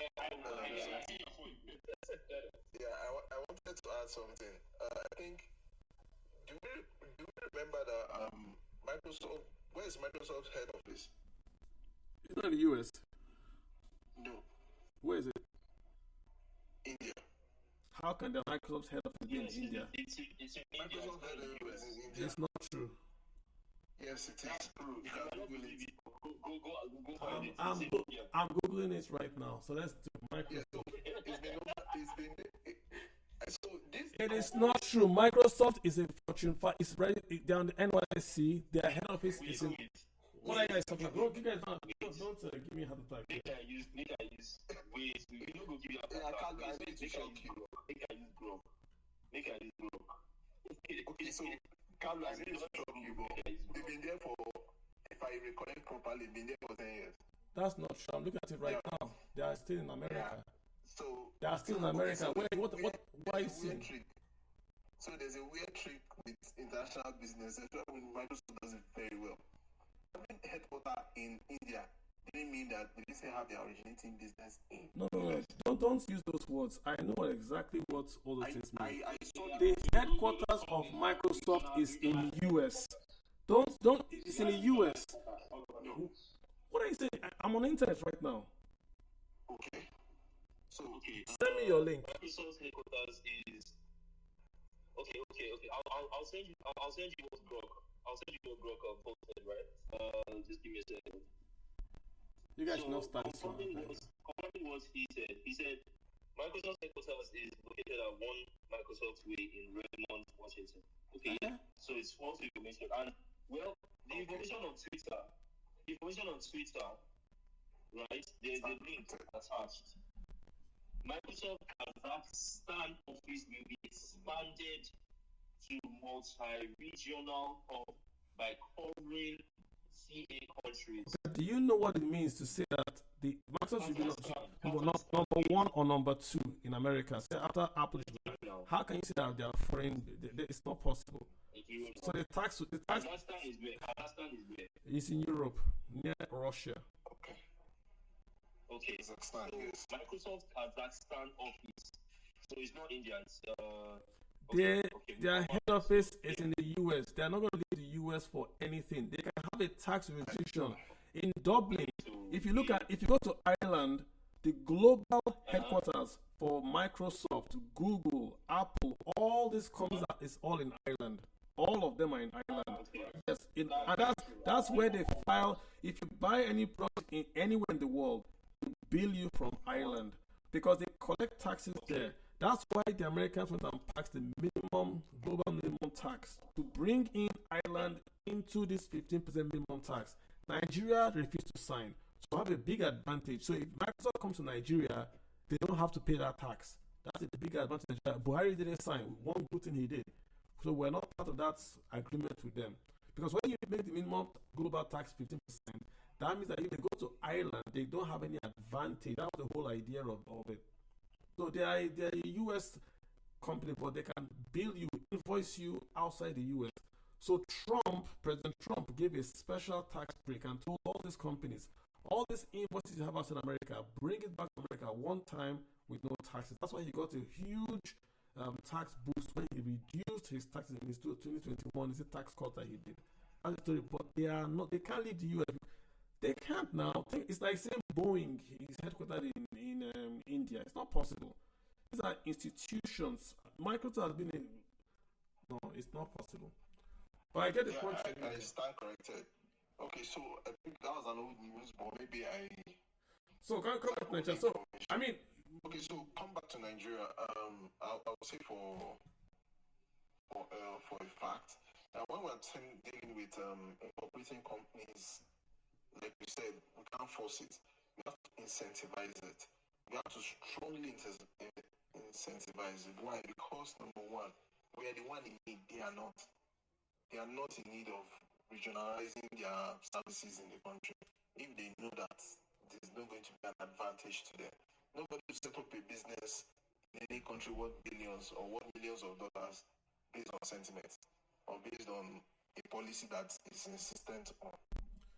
And Facebook didn't do that with Australia when the newspapers were requesting for revenue from Facebook based on the fact that most of their users were getting their news through Facebook.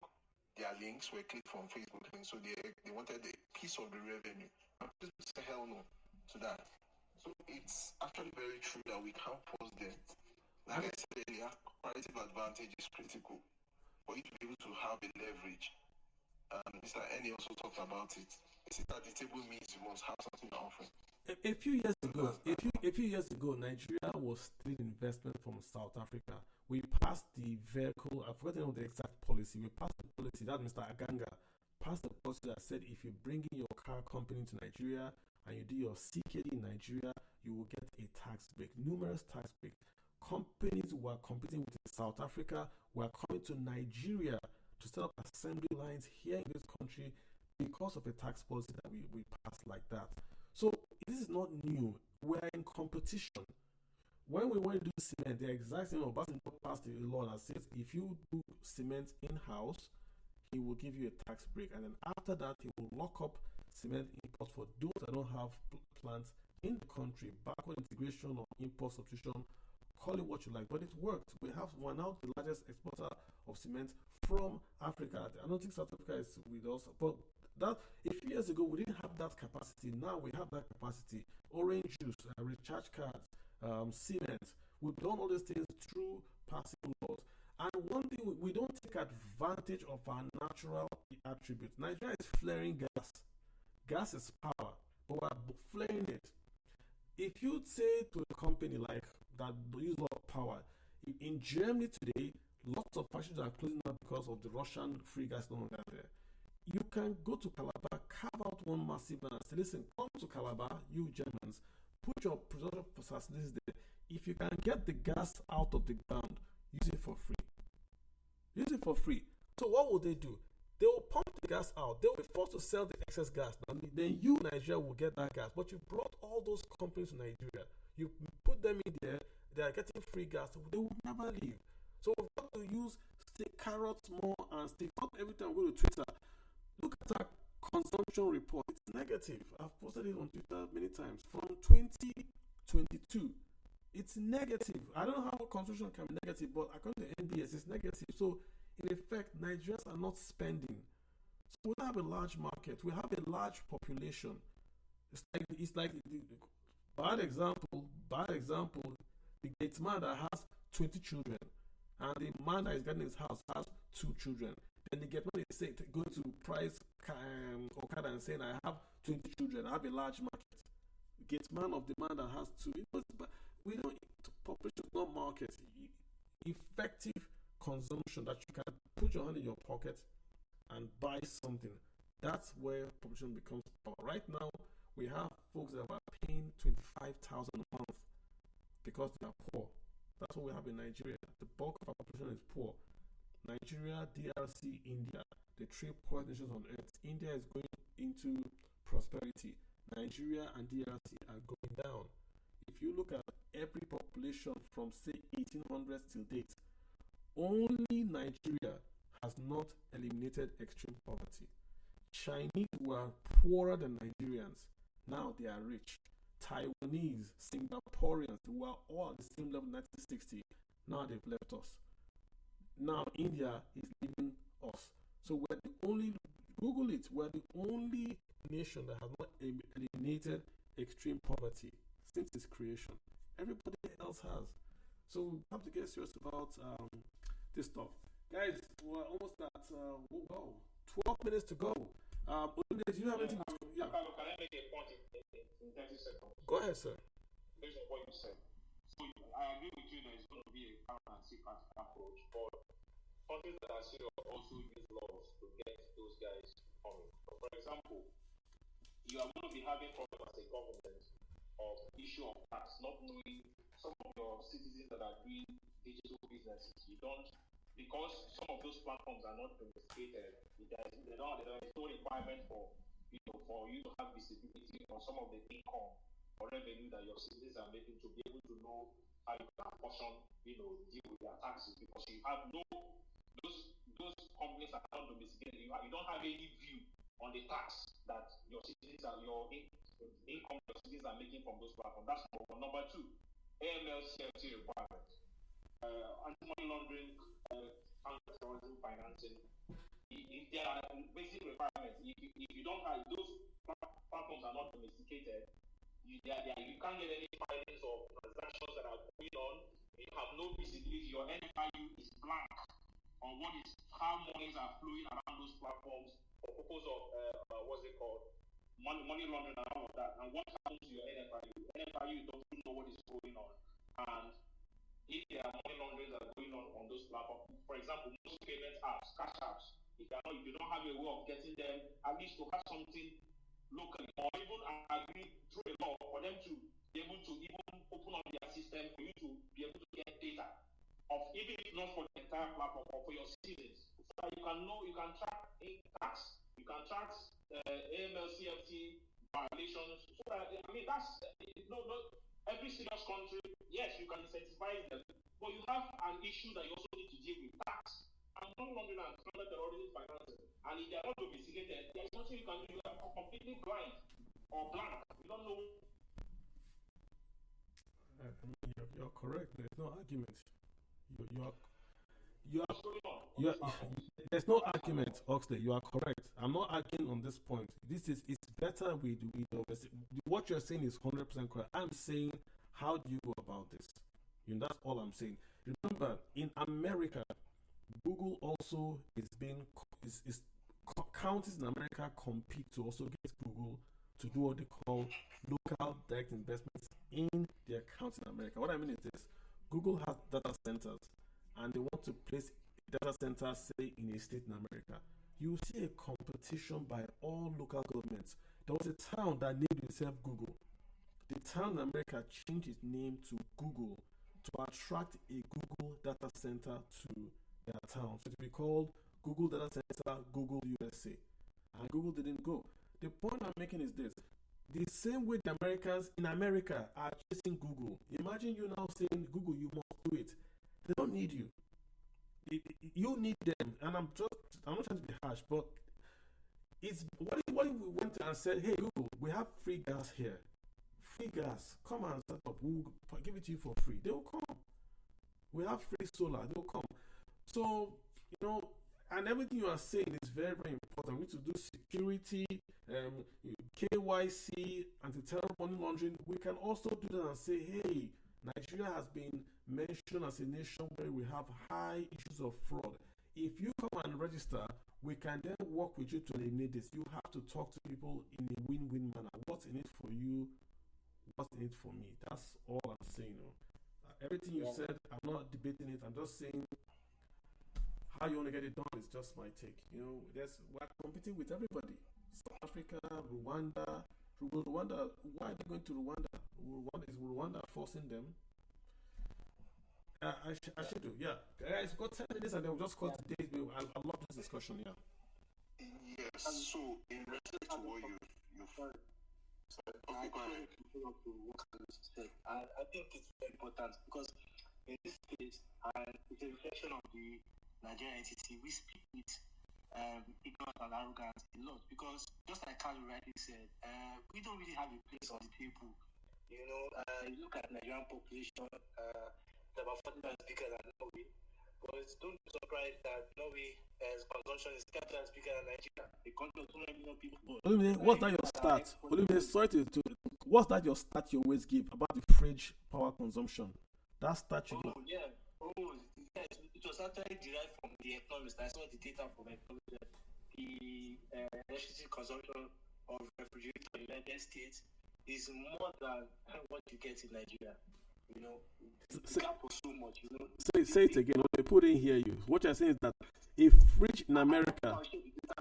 So if fridge in America gets more power supply than in Nigeria. Yeah. Jesus. It was that was to tell you how endemic our consumption is. So that's why one of the things I try to do in my writing analysis is try to make people understand that when you come to a place of arrogance, you don't get this solved because people just know you're empty and they just laugh at you and make you fool around. But when you allow yourself to know that we have this problem, we need your help, I think it should be easy to solve because you see, all the things Kanu is saying, all these things many of the speakers are saying, still on the fact that we have weak consumption, weak infrastructure, governance is not at its best, the country is divided, and we are going to something like call an exploding mine. And I'll explain why. You see, Nigeria's population is very young. In fact, it's one of the youngest in the world. And this is supposed to be an advantage. But look at what's going to happen in the next 30 years. Our population region will increase. And definitely, when we are talking about education, we'll be talking about health. And when you look at the life expectancy of the average Nigerian, it's about half of what you get in Japan. Half. So the average Nigerian that lives, any Nigerian that lives above 52 should be thanking his stars. So you see, these are things we need to also include in our analysis because the truth of the matter is that in the global sphere of economic influence, we are nowhere to be found. And finally, I would like to say that, I think another problem is that the system does not reward people that are competent and efficient. So, for example, despite the fact that I really want to invest in Nigeria, despite the fact that I've seen a lot of mistakes, I think people that follow the successful lead, like Tony Limulu, for example, is one of the smartest Nigerian entrepreneurs in the world that Nigerians are now produced. He has created about 6-7 businesses that are highly profitable and listed on the market. and he has rewarded investors. Why are Nigerians not rewarding that kind of entity? And you look at Dangote also, for example, you look at, there are few exceptional people, but the problem is that we try as much as possible to compress, depress, and try and act like actors when really we don't have anything to show for. And also to cut it like, this Nigerian diaspora, I've always said it that we can do better. The problem is this kind of statement from Arrogant, because if you look at our remittance for last year, it was less than $20 billion. If you look at what a country like Philippines is bringing out, that really has much more auxiliary in the Middle East, they're doing much more. So the question is, what should we? So we need to really have serious discussion on bringing a culture of receptiveness, culture of the fact that we are not just heavily populated, but this population is acting more in liability than an asset. So we need to take this conversation. I just wanted to talk about that. Thank you for having me. Yeah, let me also add one of the pitfalls we have, I think, has been repeated too often to us as Nigerians, that the word populous, most populous nation in Africa, giant of Africa, I think it has got into our heads, to some people's heads to a large extent. So it has given the wrong impression of how globally we are seen. So I think that's a mind shift needs to happen, so that a local orientation towards entrepreneurship will be developed instead of just consuming, will be producing other content, not just music content, but actual content that people value, that are not seasonal, that are not based on luxury perception of the item. Most of what we are offering, okay, let me be practical. How many people actually pay for Spotify in Nigeria for us to be able to say this is the reason why Spotify will invest in the country, infrastructure wise? Very few people. Apple Music, very few people. Very few people. So these are milestones to actually for us to be able to check ourselves to say we can't really do this because in reality we can't afford this. So what can we afford to bring into the table to be able to attract investors? In all conversations we're having, we're talking about how to bring in this FX. But the core question is, what does the government need to drive in terms of policy to encourage investors, both local, especially local and international, to be able to say, oh, it's worthwhile investing in this business. It's going to be a good return on investment after we do this. If I decide to set up a data farm in Nigeria, using my Nigerian money, it's going to yield income. I'm not going to be worried about power. These are some of those things we need to look at. For me, the takeaway for this is, what's our infrastructure? Is the government going to encourage infrastructure development in terms of IT development, which is critical? We are currently in the 17th century of technology in Nigeria. We are currently in the 17th century of technology in Nigeria. We are moving backward. Literally moving in terms of technology. So those little policies, not so little anyway, that government can bring in will actually enable businesses, local, international, to say, oh, this place is worth investing in. I'll be able to put down my roots. I'll be able to get return on investment, and also it will also develop the local environment and the local business as it were. That's my take. All right, guys. My hand has been pulling me. Yeah. Oh, yeah, can I go ahead? We're rounding down now, so go ahead. Yeah, okay, thank you. Now, according to the World Barometer, I'll try and touch on multiple things, short. Okay, the things that I heard that I can remember. According to the World Barometer, Nigeria's population as at August 9th is supposed to be 233 million. Okay, so if we are going by that, even if you disagree and you see it is not true, blah blah blah, take any number. I wonder the percentage of mindsets that we must have for things to work. Okay, so what percentage of the population do you expect should not be thinking this way or that way before things will work? Essentially, my point is that what is relevant remains the actions of government, not how individuals think or what individuals say in a social media conversation or platform or anywhere at all. Okay, now if you show me anybody that wanted to really make investments in Nigeria and changed his or her mind because of what people say or hear there, then I would equally show you someone that is not ready to make any investment. That is it about that. The issue, somebody mentioned things like supporting, building our own version of Spotify, blah, blah, blah, blah. Very good idea. The only issue is that the long-term funding to support the growth of those sectors are not there. Okay, so it will continue to be taken over. No matter what you attempt to build, it will be taken over by foreigners until you develop long-term funding capacity to support. Okay. Okay. Then somebody said something about we don't have purchasing power and we don't have good roads and things like that. I do really the same thing. Okay, if you have the purchasing power, won't that purchasing power attract capital that will build those things that are lacking? Okay, so all these server things. Okay, server will come when server will come. If we keep on focusing on server, we would not build the capacity to generate the purchasing power that will attract server. I'm not saying that there is anything wrong with server. I just think that there are other things to focus on. Okay. Then even these platforms that we talk about, okay, essentially these things are tools to market and sell your products, your services, your wares, whatever it is. Okay. So if you do not build capacity, if you're not selling any service, if you're not selling any meaningful, and you keep on focusing on these things, you will continue to use it to make skits and comedy and things like that. And that is not the only thing those things are meant for, really. Then Oxley was talking about the conversation on Twitter and how Twitter, well, what you reported is different from what the federal government told us. Your account is different. The federal government told us that Twitter begged, okay, and promised to open an office and things like that. Now we're still waiting for that office to be opened.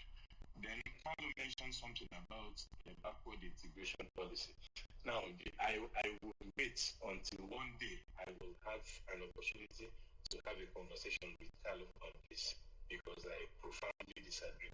But to even shoot out a question there, how many before when we were importing cement, okay, we know the thousands of tons, millions of tons that we import because you can be CBN would even give you the figure of FX that was allocated to cement and customs. The data is there. It was clear. We knew when cargoes are coming. We know what they carry and things like that. Now, when you say that we export cement, I don't disagree. The only thing is that I am yet to see that data, okay, concrete data. Oh, this is the millions of tons of cement that was exported, and this is the dollar value, okay, whether it is $1 million, whether it is $10 million, whether it is, and of course, other necessary information that will verify these exports that we keep on talking about, but no one is yet to. But like I said, on a good day, we would have more detailed conversation on some other issues. Thank you so much. Yeah, great question there. Just remember that, prior to the Dangotes, the Lafarge, and all that, we were just importing the cement. We had cement guys locally, but everything was import. Ibeto, Dangote, sorry, not Dangote, Ibeto. There was import and there was local production, and it was just taken away at forex. Now we have the cement. The pricing is the issue, but at least we make it locally. So that's one thing that will. Same thing with orange juice. I don't know if you remember, orange juice used to be imported. They had a policy of backward integration where you have all those guys now came around. So now we don't import orange juice 5 Alive anymore. We do it here, right? Same thing with recharge card. And also doing our passengers backward integration. We should have continued. Pick something that we have a competitive advantage that we can do here. try to fix the value chain, offer a tax incentive so that the investment in capex is repaid via that tax incentive. Just invest. Because if you don't do it, you keep on importing. That's just it. It's very expensive to do business in Nigeria. You can only do so with government assistance. There's nothing wrong with subsidies. But we've got to subsidize local production because we only have just few naira. So it's better we subsidize local production than imported consumption. That's just it. So ultimately, the country is not set up. Problem that's going to do is that it's not set up to be productive. You don't have power supply. You don't have security. So we've got to fix those things that are in front of us, and then go from 1 to 2, 2 to 3, 3 to 4, and that's just what needs to happen. I think it's been a great conversation today. I'm educated more on it's not the music industry per se. It's on this local when we consume local things like in Nollywood, where we were making Nollywood. It was easy for us to say we record the movies in a Nigerian home. We put it on a VHS that we import, but we sell it locally. So it was really consumption internally. Then we started to export Nollywood. So we'll take those CDs and people will come to Nigeria, buy cases of those Nollywood CDs and take it to Canada, to the US, and that was exports. The local people here would shoot a local movie. Nigerians will come, buy it, pay Naira, or request for it abroad, and we are exporting it. But this streaming is a bit different. We don't own the distribution platform. It's foreign owned. And because it's foreign owned, it then exposes Nigeria to this idea of your own product, because they haven't branded it, it's now being sold back to you as an import. So we're importing Nigerian music that was recorded or is owned by a Nigerian. And you can't blame the guys, the distribution companies. They bought it, they packaged, like one guy said, they bought, packaged it, now they're monetizing it. If we want to play that game, we've got to get into that value chain one way or the other, so that we also add value and then we can tax. We just can't go in and tax. We must add value and then tax. So let's get Christian. After Christian and Professor Gab, we'll call the day. Christian, what's on your mind? We've been here for a while. I don't know if you've been following us, but we're about to call the day. What are you talking about, sir? Christian going one, Christian going twice. All right, folks. Appreciate you all for hanging in here. It was a great session having you guys. Olumide, next week, why don't we just do something? Can I use Christian's time? Go ahead. Yeah, thank you. I cannot help. Now, we seem to focus a lot on foreign capital and foreign. It has not been my experience that any nation was developed with foreign capital. I think it is and even now, if you look at Asia, okay, and you look at the investment profile, the development profile of Asia, it is actually Asians that invested in Asia. The biggest investors in Asia remain Asians. If you look, whether it is Japan, China, India, Singapore, South Korea, investment, the biggest is amongst them. And it's consistent. If you look at Europe, the economy of Germany and France are so intertwined that it's so much that one would imagine that they might as well be the same country. So they invest amongst themselves. It may not appear that way, but I think that if we are to get it right in Africa, okay, it is local investment. It is when we get it right, then all these other people in their abroad, okay, Kalu will liquidate his Fortune 500 investment. Why? I live in Nigeria. I don't know what you're talking about. Okay. Oh, I thought you live in the abroad. Oh, sorry. I assume wrong. So but we have many Nigerians in the diaspora with incredible capacity, okay, that will not necessarily bring it back because of patriotism. But if they see that there is things happening, so why not we focus on our money locally instead of all these foreign investments? Because they are not likely to do developmental investments. And we have evidence. We have many of these companies that have been in Nigeria for 60 years, 70 years. Their entire business model is not hinged on development. Why would they? Really? just here to make money. And once things becomes difficult, they will sell. In fact, we saw Unilever exit recently after how many years? Okay, but a Nigerian company will be making the investment knowing that it is. So, for me, let us support the innocence of this world. Okay, let us support the Dangotes of this world. Okay, however, in supporting the Dangotes, maybe it is time that we add some caveats. Okay, I mean, you have to show us what you're exporting. How all this money that we will be giving you, all these privileges, you have to show us in concrete terms, okay, the billions of dollars that you'll be bringing into the economy in return, and that you must meet them. And if you don't meet them, this is what will happen. Actionable penalties can be imposed. And if they sign up to it, if they need $2 billion, sign the check and give to them. Really. What do we have to lose? Thank you. Yeah, good. Good closing thought. Like you said, for local investments attract foreign investments, right? So when Dangote invests, the Oyibos see him investing and believe, well, we should also invest. I agree to that point. We can't have foreigners coming in if locals are not investing. Locals usually point the way, then the foreigners come in with scale. So you are onto something there. So this foreign FDI, we always ignore the local direct investments where there are Nigerians investing in markets, in apartment complexes in Nigeria from abroad.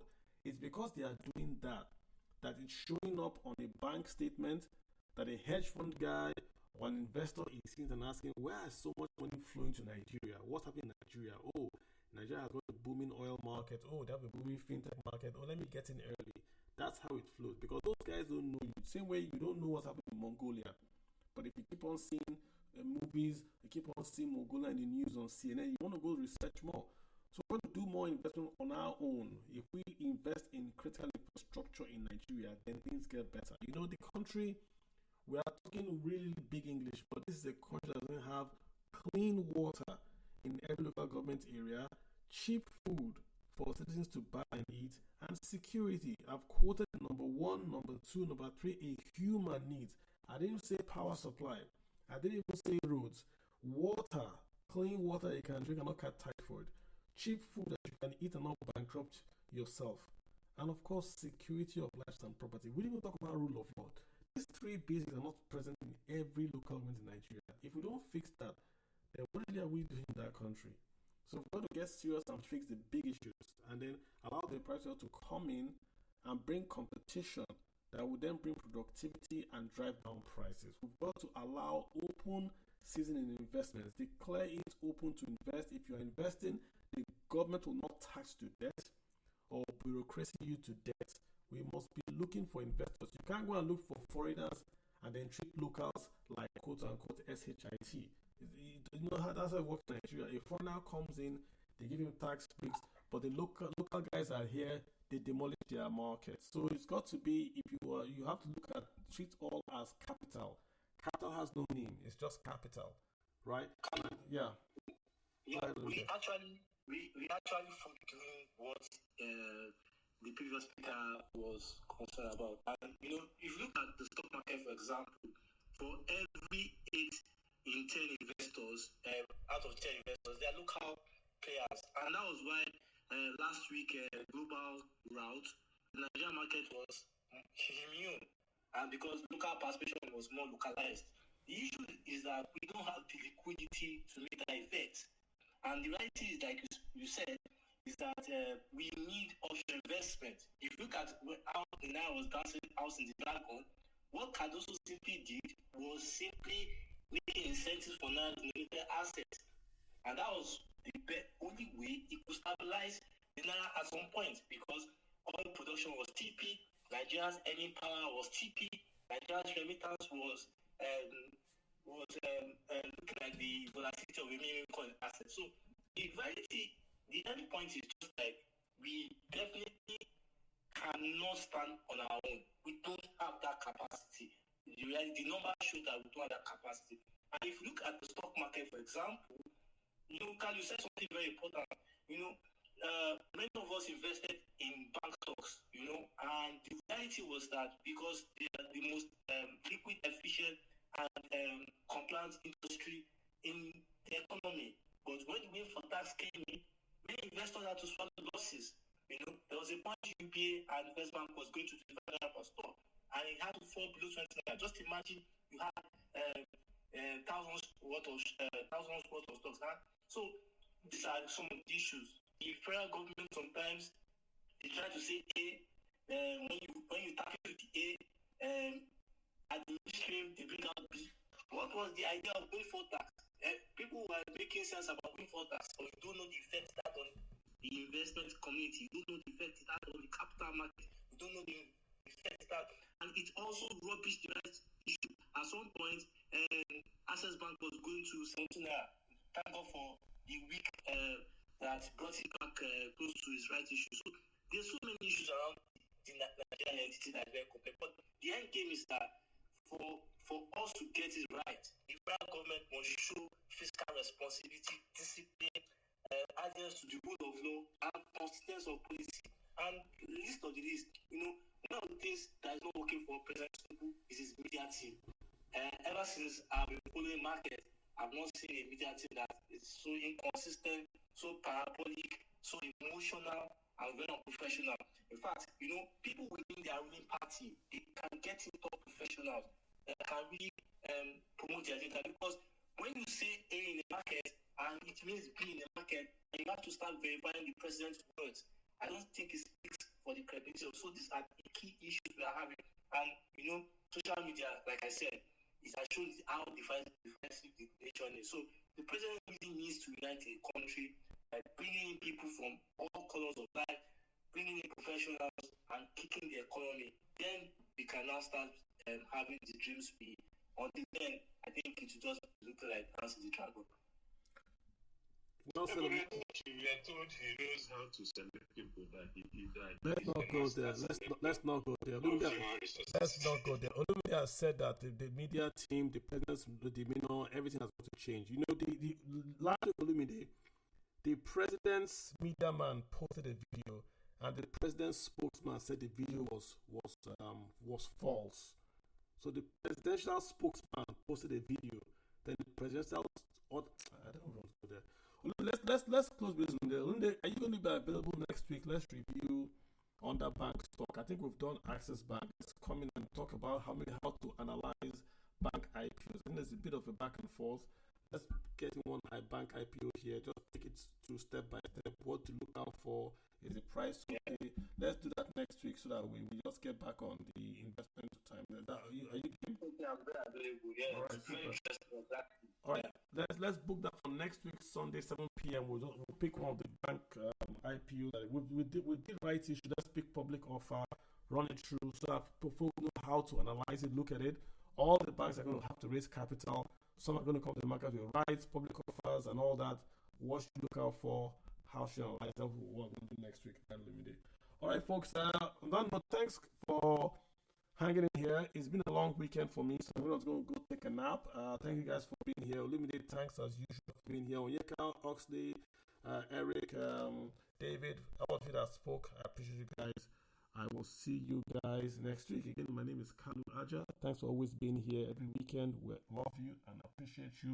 We want to make you a better investor, and that's what we're committed to doing. I'll see you guys. Enjoy the rest of the day, and bye.